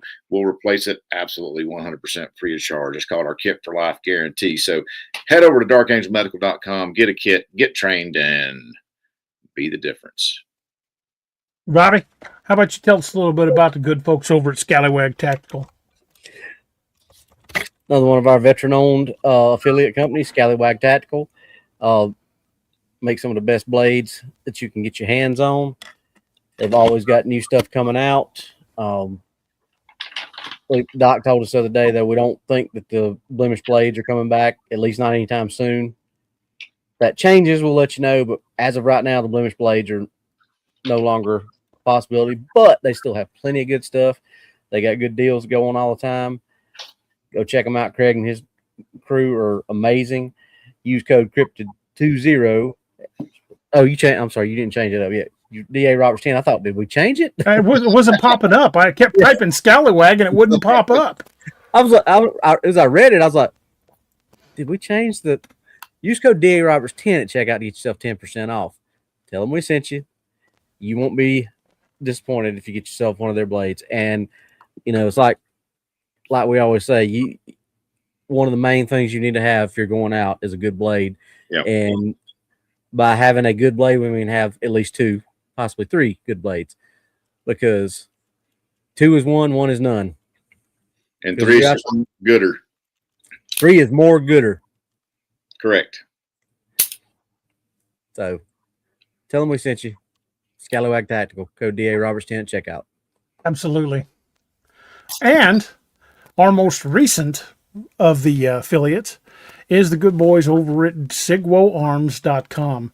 Sigwo is a local gun and machine shop. They make their own ammunition. They got a full line of whisper pickles. That's suppressors for those of you in the know. They make some amazing firearms. Plus, they carry all the regular brands you guys like so much. Check them out. You can find them at sigwoarms.com, or you can email Cody directly at cody@sigwoarms.com. Check out their website and check them out. They make some amazing stuff, and you are definitely going to like it. And use discount code Bigfoot5 for 5% off your order. But if you're a first responder or a veteran, make sure to let them know, and they will bump that up to 10%. So check them out. Let them know we sent you. And give them your business, folks, because they're a dang good company and they make some awesome stuff. And I'm getting to say something tonight for the first time that I'm very proud that I'm going to get to say. Doc, why don't you tell us about your book? Well, I told y'all in the beginning, now I'll tell you in the end. It is titled Dark Frontiers, Vampire Chronicles, Angels of the, I was almost about to say my second book's title, Angels of the Wilderness. And it's set in between books 1 and 2 of the Dark Frontier series. If y'all hadn't read DA's Dark Frontier series or Robbie's books or anything like that, y'all need to read them. But it's set in between the first 2 books of that series. And it's where Doc and Jed and Declan, Patrick and Marshall Forrester are all chasing these vampires that have been wreaking havoc on this Indian territory settlement, and then it comes into Springfield, and then they have the battle royale, and so it's got a great character arc in there, some good stuff, and I think y'all will like it. Hope, and y'all will definitely recognize the banner between us. I think y'all will both agree with that. Yeah. And so I hope y'all enjoy reading it as much as I enjoyed writing it. So thank you. And I just checked Amazon. It's still not up in Kindle yet and paperback yet. Dang it. But hopefully it will be within the next 24 hours. But you can still get it right now in hardback, which is an awesome way to collect those books. Check it out. I think you guys are really going to like it. Robbie, you want to tell us a little bit about some of the other authors we're proud to sponsor? Sure. Including a particular interesting redneck from South Carolina. Who's that? So the godfather of the whole universe, the guy over here beside me, Mr. D.A. Roberts, who is graciously laid the foundation that Doc and I get of the sandbox that Doc and I get to play in. We've got 37 in print and has got working on 38 and 39 and probably and 40. I was about to say, and probably all the way up to about 45 or 50 is probably in various stages of the written word. But if you have, which I don't think there's anybody in this chat other than maybe 1 or 2 that are brand new that have not read some of DA's books, but you got to start with the Godfather over here, the Godfather of Cryptids, because he's the one that got me and Doc over the edge and got us to start writing. Doc and I both, it's funny, we talked about this just matter of fact last night. Doc and I both had our stories in our heads for over 20 years each and never pulled the trigger, never could pull the trigger, didn't know what to do until we met this guy over here, and he's the one that put us over the edge. He don't like to take credit for that anymore, and I like to take credit and think that my writing's halfway decent. So shut up, DA, and don't say a word and just take it like you tell me to do. True. So True. go check. Shut up, color. Shut up, color. There, we do have because I've had a bunch of people ask me. I'm sure DA's had some people ask him, and now we got to do another one to add docs in there to show a timeline. But DA and I got together one night and we did a working timeline chronologically, which books to read in which order. We need to work on getting that. We can put it up on. I need to get it up on the website. Yeah, that'd be great. That'd be great. That'd be very helpful. Tells you what order to read the books, because I've had several people say, well, what order should we read them in? Like, we can't just spit that out off the top of our heads, but we do have it. It's there. It's just getting in it. But now counting Doc's books, that puts us 44? Because I think Something we did like it because we were at 42. And then that was before both of our last two books came out. So that's 43 and 44. It would be 45, I think, counting Docs now. So there's 45 books in total in the universe, with more coming from all three of us. So go check DA's books out, Amazon.com, DARoberts.net. Awesome books. You can't go wrong with any of his books. Also, if you like the cover art for all three of our books, go check out Luca T. Jacobs. She's our cover artist. Yes. And does an amazing job. Yes. All y'all were talking about what a good looking cover that was on Docs. That's Luca. She does an amazing job. Like the one she did for me, Project Manicore. I mean, that I saw that and I sent it to DA and Doc. They were like, dude. I'm like, yes, that was a good job. It's a slick cover, man. So go check Luca's books out, check DA's books out, check Doc's books out, and if you got time, you can check mine out too. Mine's in there, in amongst the universe too. My latest one is Nightmare Hunters. Listen at me. Wild Hunt, Shadow Hunters. We got so many dang titles running around. It's hard to remember which one we're talking about. Now you know how I feel. Yeah. I've got to ask you half the time what happened in what book. Yeah, y'all know not to ask me. But Wild Hunt, Shadow Hunters, Project Manticore, which regales the telling of the Wild Hunt East Coast Division, which is based on the Marine Corps MAGTAF principle. It's more like a little quick response force, smaller, more streamlined than the Midwest Division. And there are other units that are we've already kind of been talking about that. And there might be some people from some books that, as it stands right now, are not in the universe, but it may get tied in at some point. So there might be some characters from books that are written that show up in the universe. So be looking for that. I'm about 18,000 words into my fantasy novel, which takes place in Valgard, which is where Heart of Iron took place. And I'm working on tying that in. Excuse me. I felt that coming, but I couldn't get to the button. I'm working on that's being tied in with everything, working on all the little Easter eggs and the hints and all that kind of stuff. How far are you into book 2, Doc? 34,000. Yep. And I know DA's probably 30 or 40,000 into your newest project.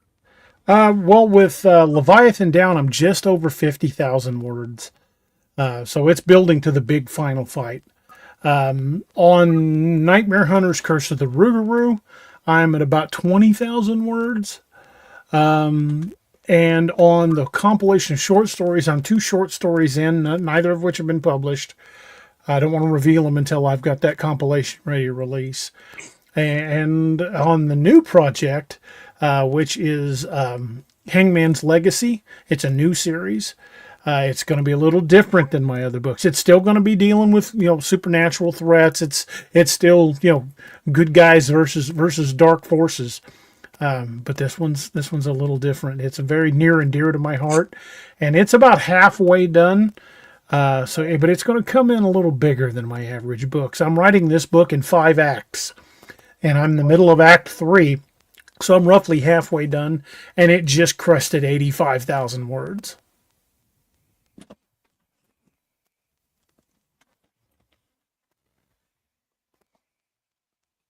Robbie, did you freeze up or fall asleep? No, I was reading Richie's. He wasn't moving. I was like, did we lose Robbie? I'm not Jeff. I ain't got my head back snoring. Sorry, Jeffro. I had to. No, I was reading Richie's question because he had a question for you. And I was waiting for you to finish talking because I was going to say, hey, DA, Richie's got a question for you. Okay, what's the question? It says, how about you write a story on Irish folklore and older than Roman Empire stuff? Well, funny you should mention that because the next Grail book is going to be dealing with some old Irish folklore. So sorry, Richie's not DA doing it, but I'm doing it. I know there might be some stuff coming from me eventually on that. Well, that kind of path as well. That's going to have to because there's no what they're dealing with. They're not going to be able to. The Wild Hunt's going to have to get involved in that. We done talked about that. There's no way that one team is going to take care of what we're bringing about in that book. Yeah, I've had plans to do a Dark Fae story for a while. Nice. But I've got a bunch of other projects I got to get done first.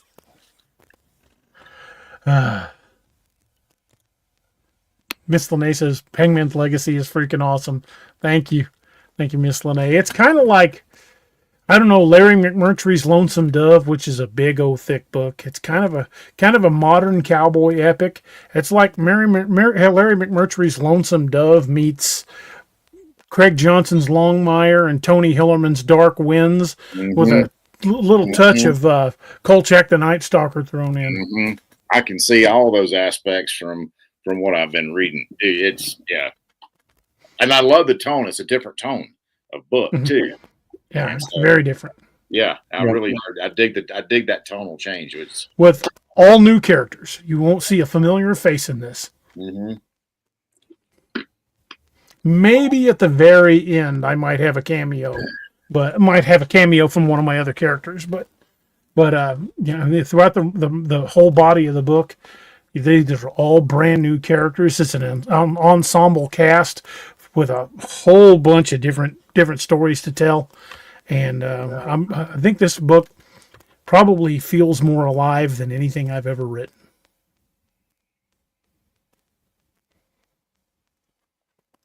I like it. I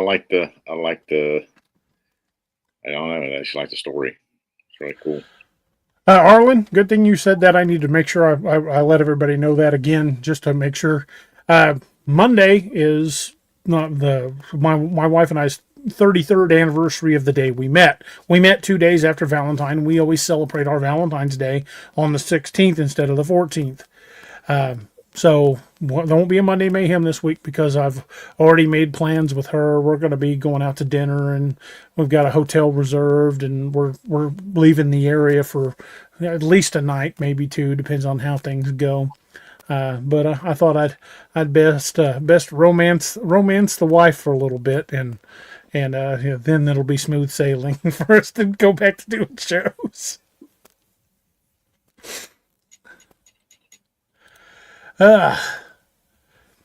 There's one other thing I always want to mention before we wrap up the show, and that's the 22 a day foundation. We lose 22 veterans a day to suicide, and that is 22 too many.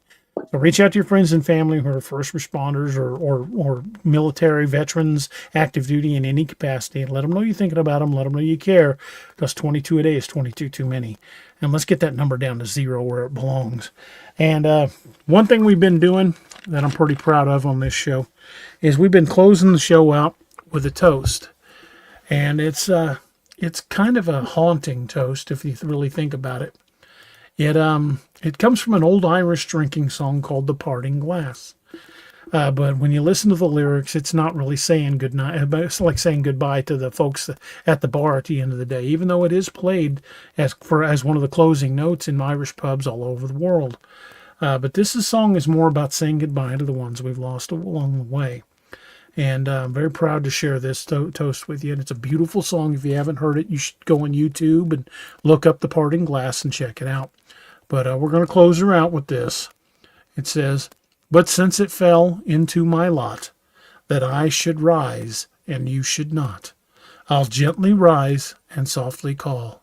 Good night and joy be to you all. Slàinte mhath, God bless each and every one of you, and we'll see you guys on Wednesday night. Slàinte." Slàinte.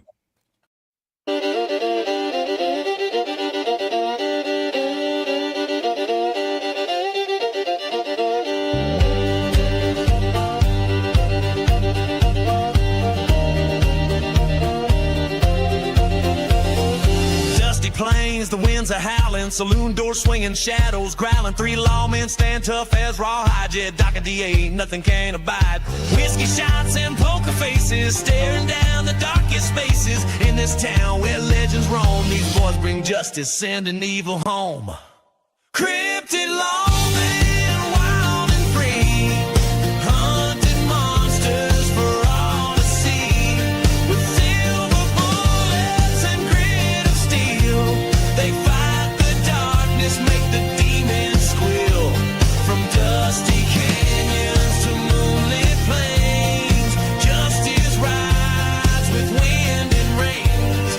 Cryptid lawmen, a fearsome sight, standing tall against the endless night.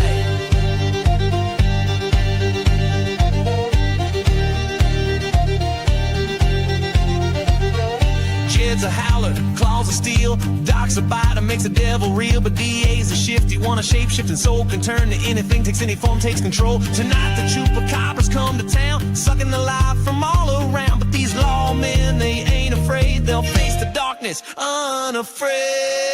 Cryptid lawmen, wild and free, hunting monsters for all to see. With silver bullets and grit of steel, they fight the darkness, make the demons squeal. From dusty canyons to moonlit plains, justice rides with wind and rains. Cryptid lawmen, a fearsome sight, standing tall against the endless night.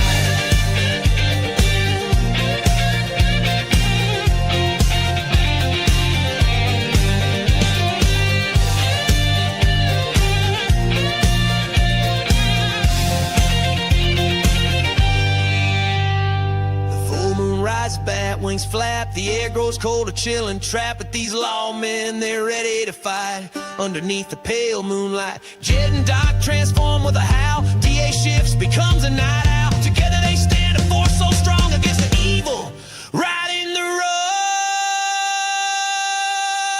Cryptid lawmen, wild and free, hunting monsters for all to see. With silver bullets and grit of steel, they fight the darkness, make the demons squeal. From dusty canyons to moonlit plains, justice rides with wind and rains. Cryptid lawmen, a fearsome sight, standing tall against the endless night.